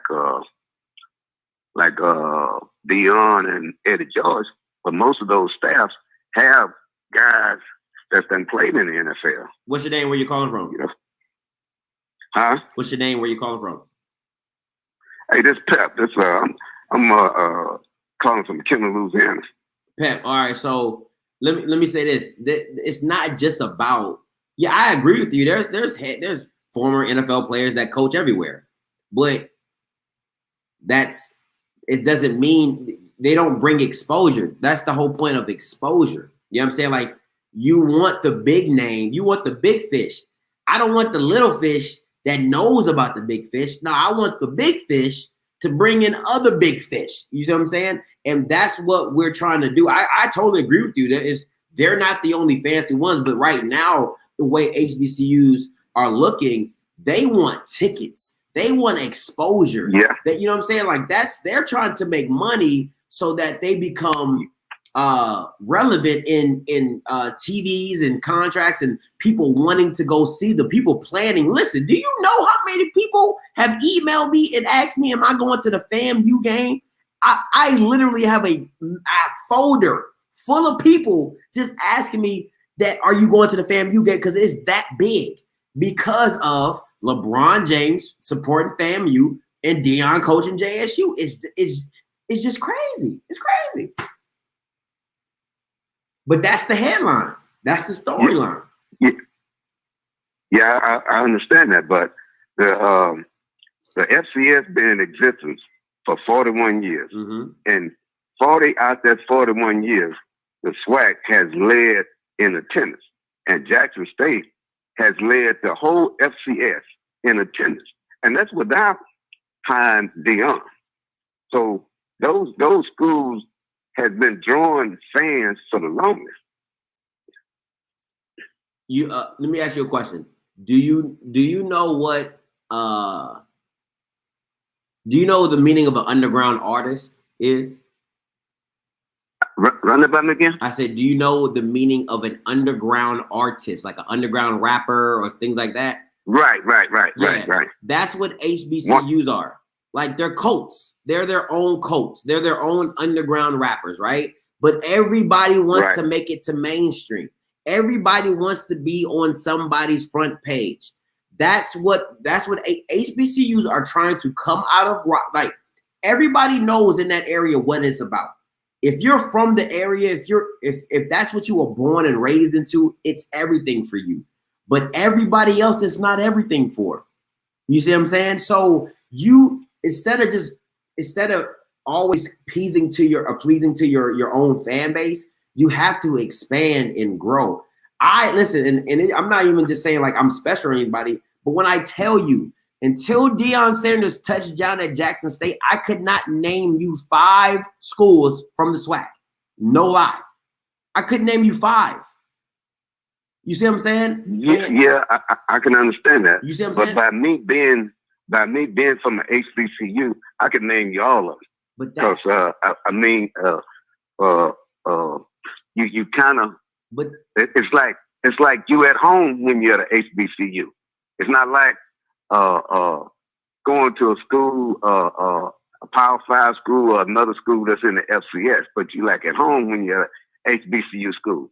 And the thing I do like about Jackson State is I always figured that Jackson had the potential to grow and be able to play against schools like Auburn or Mississippi State. Now they got that opportunity since they got Deion Sanders that's going to be bringing in some of these top flight athletes. Got you. Okay, so Mr. Pip, like this is you're missing my point though. I would expect you to name 5 schools from the SWAC because you went to an HBCU school. You're not who you should not be who HBCU people are marketing to. They don't have to market to you. Like, granted, right? I'm a Nike guy. Right. You're exactly right. Exactly. You're exactly right. They don't have to market Adidas right. has to promote to me to make me buy Nike. Nike don't got to do nothing for me to buy Nike. All I got to do is see Nike and I'm going to buy Nike. Adidas, they got to work for my dollar. That's what HBCUs are doing outside of that HBCU family and that umbrella. They have to market to other Black people to say, you know what? This is where it's at. You know why it's where it's at? Because Deion's here now. That's why it's at. And I ain't gonna lie, that's why I stepped into it. Eddie George is here now. You know how many Tennessee Titan fans who have never heard of an HBCU are now Googling Tennessee State just because of Eddie George? That's what you get. You get white people coming to HBCU games. Why? Because of Eddie George. You get people from Ohio State who have never heard of Tennessee State University looking up Tennessee State tickets. Why? Man, I love me some Eddie George. Sure do, man. I remember back in the day when Hey, man, I got to give you props on that. You're exactly right on that. You're exactly right. So that's what this is for. You're exactly right. I wasn't looking at it from that point, but you're exactly right, man. But you know what I would love to see? I would love to see guys like Shaquille O'Neal, Keon West. I would like to see Will Smith and a lot of guys on those HBCU sidelines. Not just the coaches, but those celebrities like that. If they show up at the games, that's what's really gonna bring this thing really out the middle of the dark into some real life. Listen, Mr. Kemp, you're hitting it. But I understand exactly what you're saying now, because you're right. I'm already sold. HBCU, I'm already sold. Yeah, you know what I'm saying? And you're beating that nail with a hammer when you add Black culture to something that's vibrant, when you add the Chad Johnsons and Ed Reeds going to FAMU games, you know why? It's cool. Black people make stuff cool. And when you give it the exposure that it deserves and you add those big name celebrities, you add the rappers, you add the big time, you add the Will Smiths, you add the Martin Lawrences, you add the Kevin Harts. If you add them coming to games, there you go. Yeah. It makes it crazy because why? Now it's cool. It's the cool thing to do. Oh, girl, did you see Kevin Hart at the? Oh my God, did you see Kevin Hart at the game? Like, you know what I'm saying? Like, you get all that in HBCU. Dude, you should be in the marketing department, bro. HBCU marketing. Thank you, Mr. Kemp. I appreciate you. Oh man, hey, I appreciate the call. I got another call on the line, man. But appreciate you.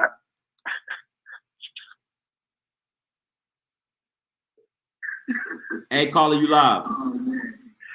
What's happening, Scott? Talk to me. Yeah, Dante from Maryland. Hey. Hey, I'm loving your show right now. My thing is, I just hope that both of these coaches gonna coach for real. Facts. You know, I just hoping that they not, you know, just bringing the school publicity and all that. Then when you turn around and look at a football game, it's gonna look like JSU game.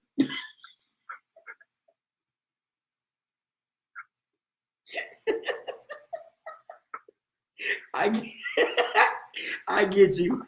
I get you. You know what? But you know what happens though is that after you get the publicity, you have to sustain it with success. That's the key, right? So you let's take the University of Miami for instance, right? You bring in all, you know, the players in Miami say, you know, we just talked to one another and was like, you know what, let's just stay at home and build something here. But then when you start building that and it becomes a success, it becomes a thing, that's where it goes into the next level. And then you have the culture change, like the University of Miami, like the Fab Five in Michigan, all 5 freshmen black players. Like you build something bigger than yourself, and it makes it. Oh my gosh, man! It just that's why I said if Deion Sanders wins at JSU at the level he's supposed to win, or if Eddie George does it at Tennessee State the way they're supposed to do it, come on, you can't stop this train. Yeah, I hope the train get bigger. I really, really do hope the train get bigger. But I just hate the fact that for you to talk about JSU, you got to talk about Deion. Yeah. For you to talk about Tennessee State, you got to talk about Eddie George. Facts. You feel me? Facts. And that's where it's going to be that lower line compared to all the other schools, because all the other schools, you just going to hear about their name. You're not going to hear about the coach. You feel me? Mm-hmm. But what about the coaches? What about the coaches that beat Mr. Moore? What about the coaches that beat Deion? Now you make a name. You beat Eddie George. Now you make a name for your program. Right. But still, it's still going to be the Eddie George-led Tennessee State team against the Deion Sanders-led Jackson State. You know, it's always going to be that. Yeah. That's facts. You know, that's facts. It's always going to be that. That's facts. Big facts. Like, you shouldn't have the coaches' pictures, you know, on the game day billboard showing who's about to play. Because it's not coach versus coach. It's team versus team. Yeah. But you got to, you know, but at the end of the day, you got to sell tickets. You know what I'm saying? Nobody, you know what people came. Even though people came to see Deion, at the end of the day, people are coming to see a football game. You know what I'm saying? So I gotta take the bad with the good. If that means over promoting for Deion, then I gotta over promote for Deion. You know what I'm saying? Like if that puts butts in the seats, and then you come see my product, and then you're like, oh shoot, this JSU team ain't no joke. Oh shoot, this Tennessee State team ain't no joke. They some bad boys. You end up leaving talking about the game instead of talking about the coach. Right. You see what I'm saying? And that's where I hope that all this stuff just snowballs down into is more about the kids, you know? Yeah. Because at the end of the day, that's my thing. Go ahead. Because like JSU, the way how that's being ran is like it's an NFL team. You feel me? Mm-hmm. Because you got the NFL coaches, the way how Deion leads the team is like, you know, if it ain't my way, then you out of here, you know? Yeah. And I don't think that should be right, because like they still in college, so they supposed to be getting trained up. You feel me? For the real world, yeah. So if they don't meet your standards, you got to make them meet your standards. It's like parenting. You know, you teach them the right things to do, and then everything will be better. Mm-hmm. Rather than you saying, hey, you bad, let me just kick you out. Yeah. You know? Mm-hmm. So I hope that Eddie George has a different approach to it from the little bit of coaches that I've seen. It looked like his staff is kind of good. You know, they more modern than Deion. Deion got a lot of older coaches on his staff, so they might be able to relate a little bit better to these players because they're younger and they're used to dealing with, you know, younger people. So yeah, especially coming from high school, you know, especially coming from the high school, you know what I'm saying? So right. Because this is going to be a big thing right now. And I'm loving it. Hopefully, like the two coaches that left in your group chat, hopefully they sign, because if they sign, then this thing will really blow up. With Ed Reed and Ray Lewis? Yeah. Now, where would they go though? That's because, you know, they're Florida boys. So they're not going to give the job. I mean, don't get me wrong. If I were FAMU, I would fire whoever that FAMU coach. If Ed Reed said, "Hey, I will coach at FAMU," I'd be like, "Hey, guy, it was nice knowing you. I love what you're doing for us, but you gotta go." I'm sorry, and it's not even no shot to him. It's just I gotta bring in Ed Reed. I got to. It don't make it. He is a walking moneymaker. You know what I'm saying? Right. And this is me thinking as the school. I'm not well, you know, they got to pry him from Miami because he under contract with Miami. I think he like one of their advisors. So yeah, he might be tied in for a little while. But Ray Lewis, he could go anywhere. I don't care where he go. Yeah. Listen, see, and that's the thing. Like you got to start figuring out what schools are able to make that move. Now, see, for me, I think Ed Reed and Ray Lewis, honest. Ooh, somebody said Bethune-Cookman. Ooh, I didn't even think about that.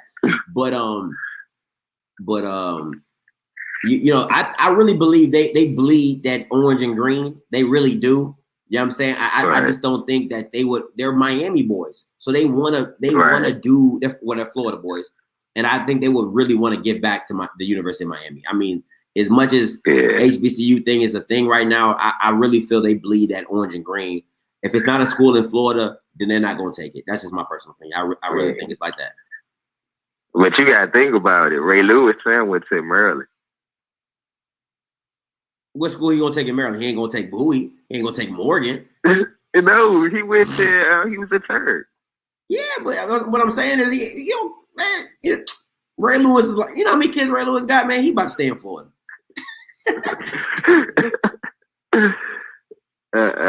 But that's funny. If I think about this 4-star and 5 stars, I'm gonna tell you straight up. The reason why 4 and 5 stars don't come to HBCU is that they're gonna be forced to graduate. Ooh. I'm telling you that straight up.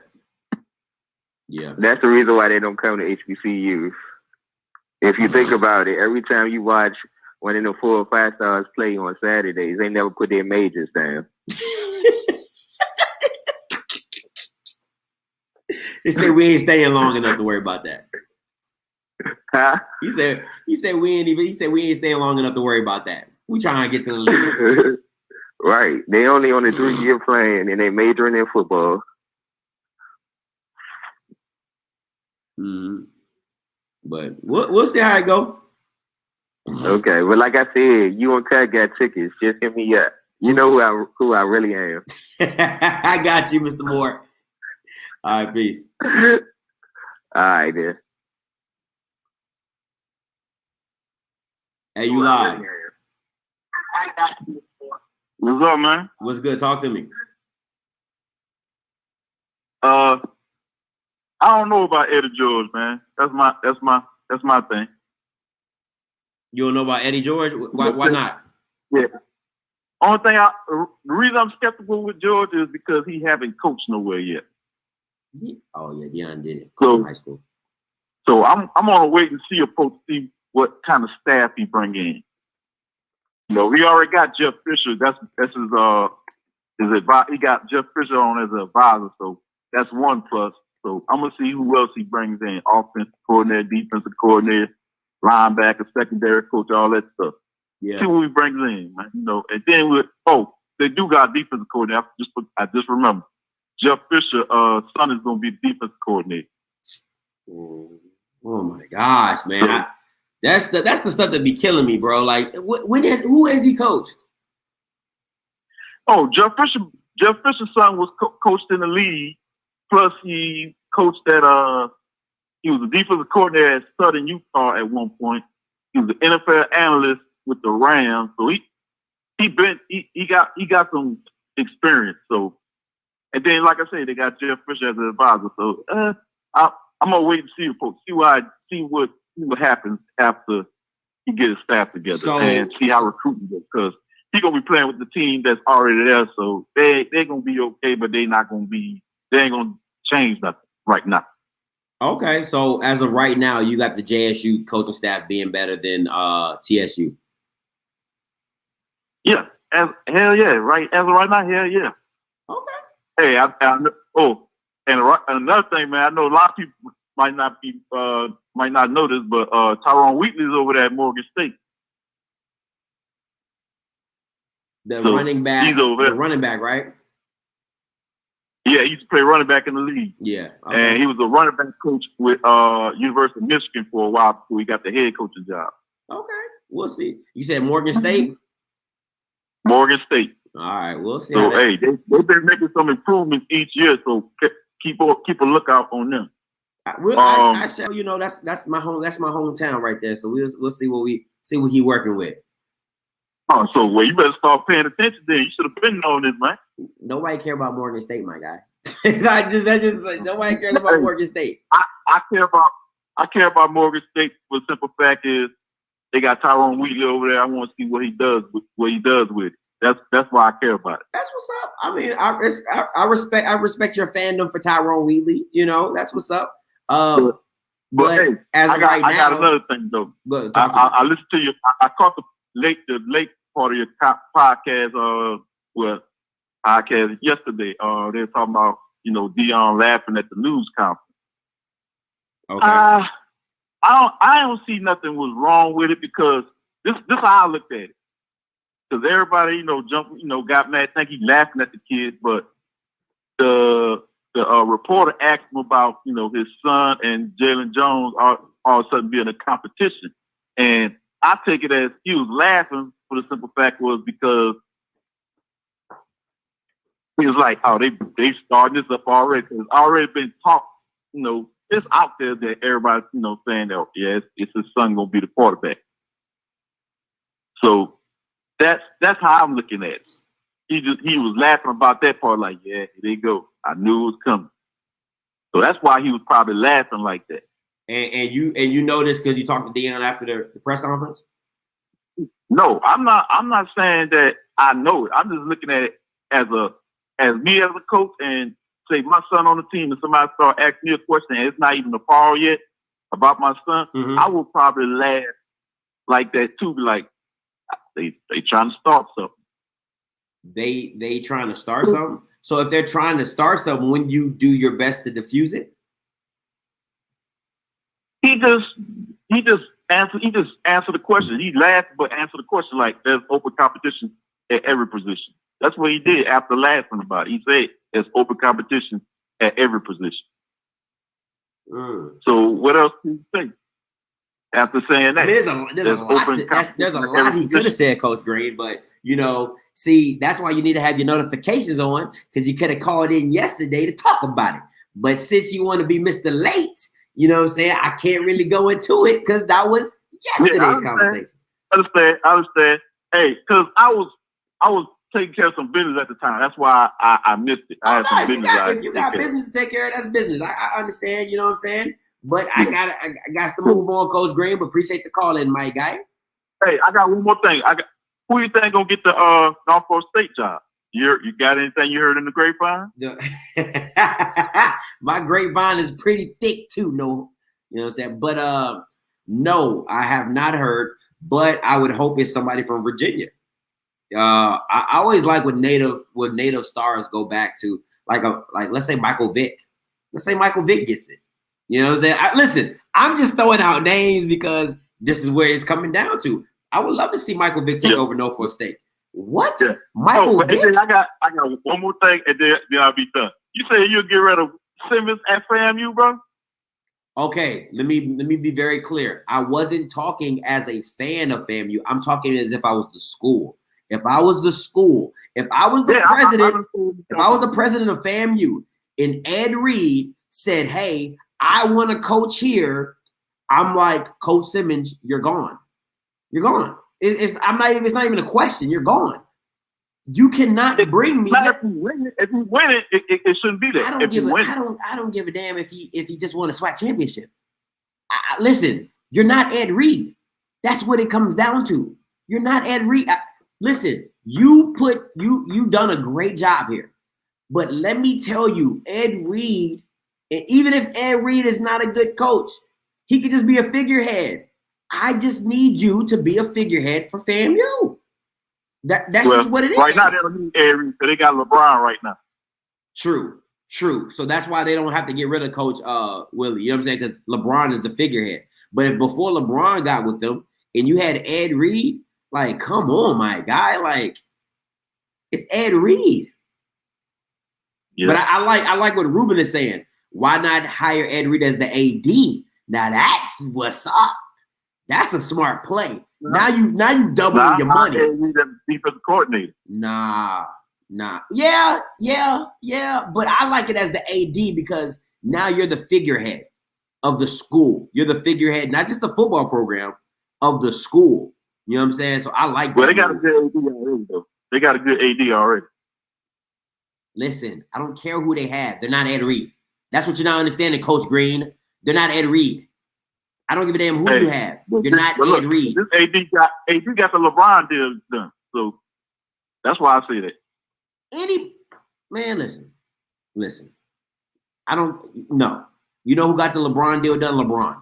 LeBron got the LeBron deal done. You know why? Because LeBron knows what's good for his brand. Maverick Carter knows what Rich Paul got the deal done. Maverick Carter, the LeBron 4 horsemen got that deal done because they know it's big for his brand. Ain't no AD got no deal done. No. LeBron walked up in there and was like, yo, Nike, like, yo, let's I like FAMU, let's go support him. That's literally how that probably happened. Come on, Coach Green. I'm looking at it like that, man, because it's just like AD that Jackson State got right now. That AD, Ashley Robinson is legit. He's the one that built that. Ashley Robinson is legit. That brand new stadium. He the one got that built. I'll give you that. Ashley Robinson's legit. Ashley Robinson's legit. I'll give you that. But I got another call. I appreciate your call though. No problem. All right, man. Hey, caller, you live. Hey, what up? This is Trev from your PA. What's up? What's up, Trev? Talk to me. Yeah, man. I saw the Eddie George hire, man. I was like, I was kind of like, they trying to follow what they're doing at Jackson State. Unless Eddie George gets some dogs as a staff, it ain't gonna work. That's how I look at it. Do you not know who he hired? If he don't, what was that? Do you not know who he hired? I saw who he hired. I think Jeff Fisher. But see, Jeff Fisher for me, I see his NFL career, and he always was 8-8. What's that got to do with being a defensive coordinator? I mean, that's one thing I can say about it. He was good at defensive coach. He was a good defensive coach, but I mean, just overall, like as a head coach, I think he was like as a head coach, it seemed like he was always like 8-8 and 500. So I can see who he got. I see that he got Hugh Jackson, all them other guys, like I said. But he's making the right moves to the people he's putting around him. So I'm good with that. Mm-hmm. I'm good with that part of it. So it's like I said, it's going to be a matter of time and all that kind of stuff for who else he brings in. And on top of that, you got to think about like going from this summer going into the fall is going to be super important because they're going to have to do installs. They're going to have to get a new offense in there, new defense. And it's going to all depend on how fast those kids learn all that stuff. So it's really going to be important for them. More importantly, I think that's what Deion's dealing with now is like all the stuff that they're going to have to install going into the fall, the summer and the fall. So that's going to be the biggest thing to see what kind of transformation they do when they get to the fall. Deion doesn't have to worry about that because half the install is already getting put in because half the players who aren't eligible, they play on the scout team in practice. Have you not heard Shedeur gets first team snaps? Where do you think he gets the first team snaps? Oh, I didn't realize. Yeah, I didn't know. I didn't realize they were. I didn't realize the guys that were weren't eligible were still like on the practice team. Yeah, if you're not eligible to play, okay, so you got transfers that come in the fall, right? But most of the players are on campus. They're practicing.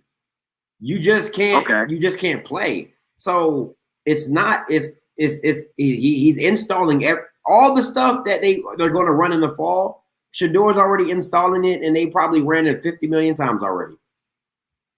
Oh, so we already know he starts pretty much. Listen, when Deion took the job and Shador left the Power 5 and came to Jackson State, that's when you knew he was starting. Yeah, that's a gimme. Yeah, and it's kind of funny. Here's a name that a lot of people don't bring up as far as coaching, because I know you were mentioning about Norfolk State. Mm-hmm. You ever think of? Well, I mean, I don't think he would, because I think he's in the pipeline to be a head coach now, just because he won a Super Bowl. But Byron Leftwich. That's not that's not bad. That's not bad at all. I like that. I like that name.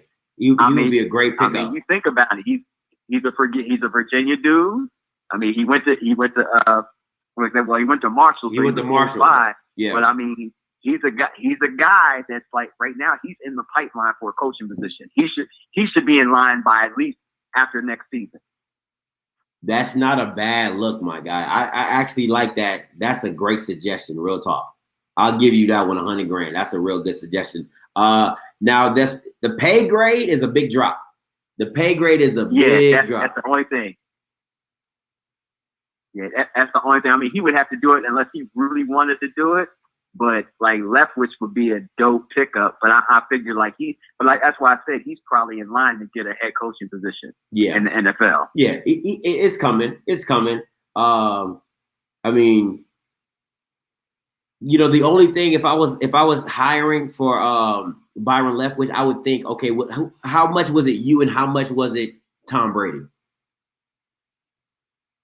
Right. Well, but honestly, like as much as they said that, I mean, even though Tom is going to be Tom, but Tom Brady said, they used to sit and talk all the time. Like Leftwich was a smart dude.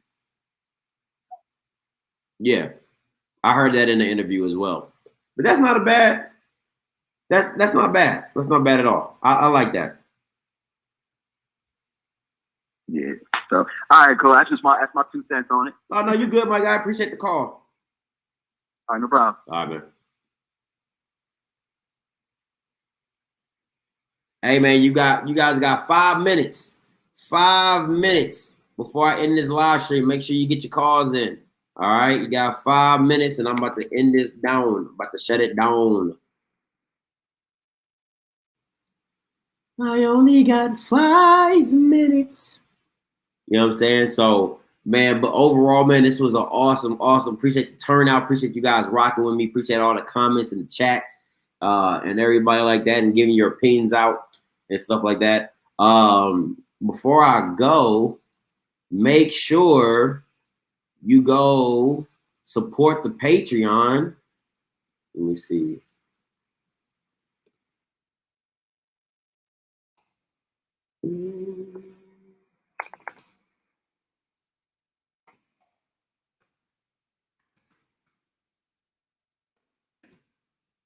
Make sure you go support the Patreon and go get you some merch. Go get you some off-script merch. Nah, go till 12 last night. No, sir. No, sirree, bub. Listen, I was tired as all get out. You know what I'm saying? And I got a job too. Man, listen, my job don't even understand how hard it was waking up that morning.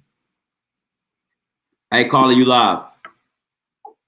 Hey, what's up, man? It's Terry from Memphis, Tennessee, man. Talk to me, Terry. I like the Eddie George move with Tennessee State. I love Deion Sanders at Jackson State because that's where I'm from, Jackson, Mississippi. Mm-hmm. But I agree with everything that you've been saying. They bringing in figurehead coaches to bring in more money for the schools. And like the other caller was saying, he was talking about that. Well, you had broke it down with the Nike. Like you don't need to be sold on Nike. Yeah, I agree with it. It's like people like me. I'm already sold on HBCU. Mm-hmm. So it's like give them a reason to come to the game. And then once you get to the game, it's like you said, it's like, man, we living talking about football, not talking about Deion Sanders or Eddie George being the coach. Facts. All right, here I go. So that's me. That's my take on it. And then I would also like to see Jackson State play somebody like Memphis or Cincinnati or that's a good. I like that. I like that. I mean, I think they should play Ole Miss or Mississippi State. You know what I'm saying? Like, go for it. Go for it. You know what I'm saying? I mean, it is what it is. You know what I'm saying? Like, to me, that's what Deion's always been about. Even when he played at when he had his Trinity school, they always played up. You know what I'm saying? So let's do it.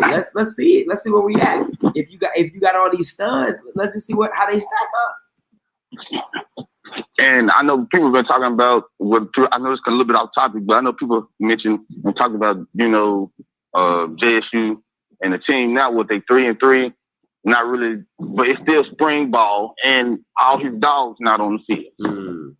And I'm glad he moved Jalen from quarterback too. By the way. Yeah, I think everybody was pretty excited about that, but we're not gonna, that's a little, we're gonna leave that alone. Yeah, I know. We're gonna leave that one alone. But yeah, man. But I appreciate the call, my guy. Yeah.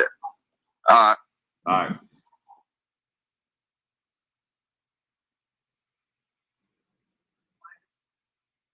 Hey, caller, you live? Hello? Yeah, you live. Talk to me.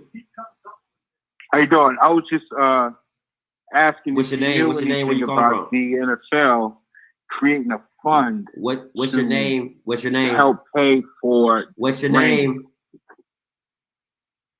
I'm sorry? What's your name? Where you calling from? Oh, from Jersey. Randy from Jersey. All right, Randy from Jersey. Jersey. Yeah, how you doing, bro? It's good. Talk to me now. Good. I just heard that the NFL is creating a fund to help pay coaches on the HBCU level. And Deion's behind that. I was just wondering if you knew something about that. What I've heard is it's in the mix. I heard it's definitely been talked about. It's something because Deion doesn't want coaches to not look at HBCUs with their nose up because it's less money. If that's the only thing stopping you from coaching at an HBCU is because it's money.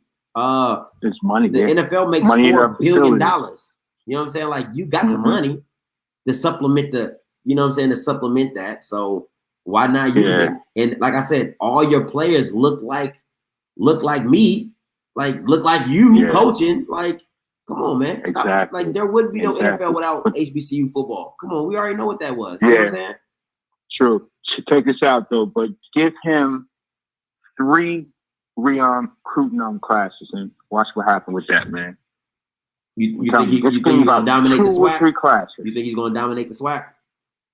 Yes. Easy. And it's a lot of talent there.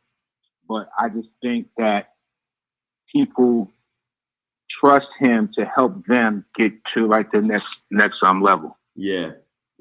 So yeah, but you got an awesome show though, man. I just want to congratulate you, brother. Oh man, anytime, man. Appreciate you, my guy. Call in anytime. Okay. Get your opinion off. All right, no problem. Yes, sir. Peace. Okay, bro. All right. Oh man, anytime, man. Hey, turn your background down. You live. Hello? Yeah, you live. What's your name? Where you calling from? Hey man, it's Chris from Cincinnati. Chris, you were supposed to call in yesterday. Everybody was asking for you. Hey, my bad, bro. I had things going on, man. Had some things going on, man. What's good, Chris? But Talk look, to me. Hey, man, check this out, man. If I'm Quincy Casey and Jalen Jones, I'm walking to Deion office and say, Coach, man, we out here, man. We're going to Tennessee State. We out here, Coach. We going to Tennessee State. Quincy gonna be the quarterback. Jalen gonna be the wide receiver, man. Hey, I ain't got too much longer on this call, man. Hey, But I'm telling you, man, Quincy and Jalen is walking around campus with Lysol because all they smell is favoritism. I'm telling you. All they smell is favoritism. Boy, they got Lysol out in their book bag. But yeah. but I'm straight up telling you, bro, we out here, bro. We head up. We headed to Tennessee State, baby. Chris, bro, you are so stupid. You said they going. You said they walking. Hey, I'm calling Eddie right now. I'm calling Eddie right now. Tell Eddie, hey, what's my game from last week, boy? I can play. I'm telling you. Oh and my then, God. And then Quincy can tell Eddie and my boy Jalen been on the jug machine. Hey, I'm out of here, bro. I'm out of you. All right, Chris. All right, bro. Later. Oh my God.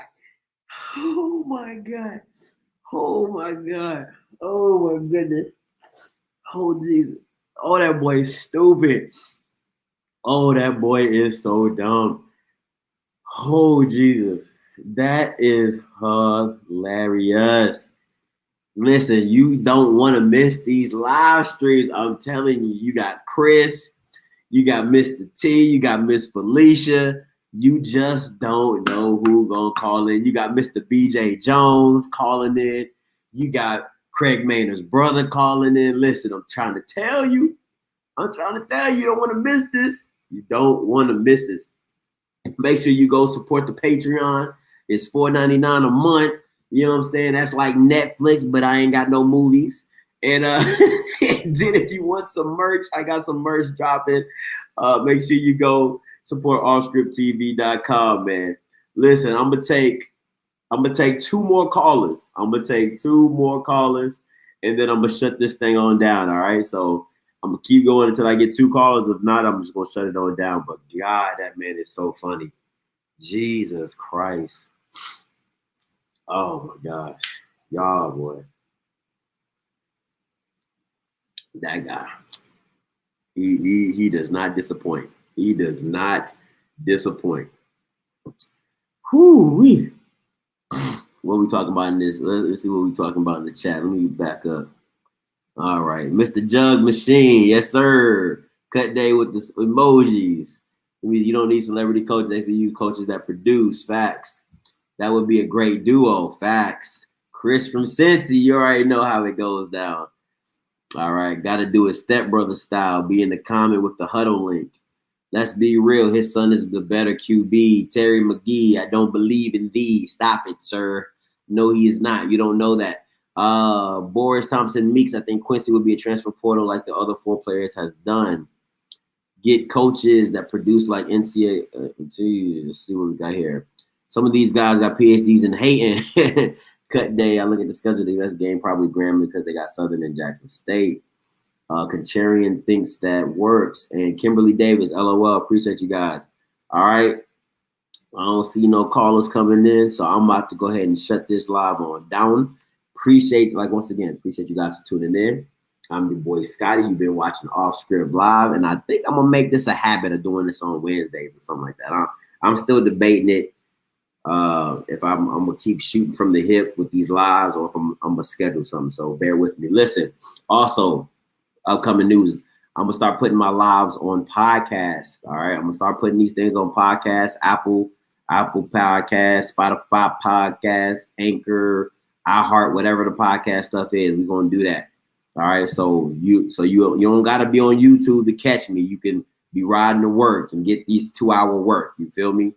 So we're gonna start. I'm gonna let you know when that happens and when that drops, and when I'm gonna transfer all my stuff over to podcasts as well, YouTube as well as podcasts. All right. So until next time, you know what I'm gonna do. I'm gonna holler. God bless.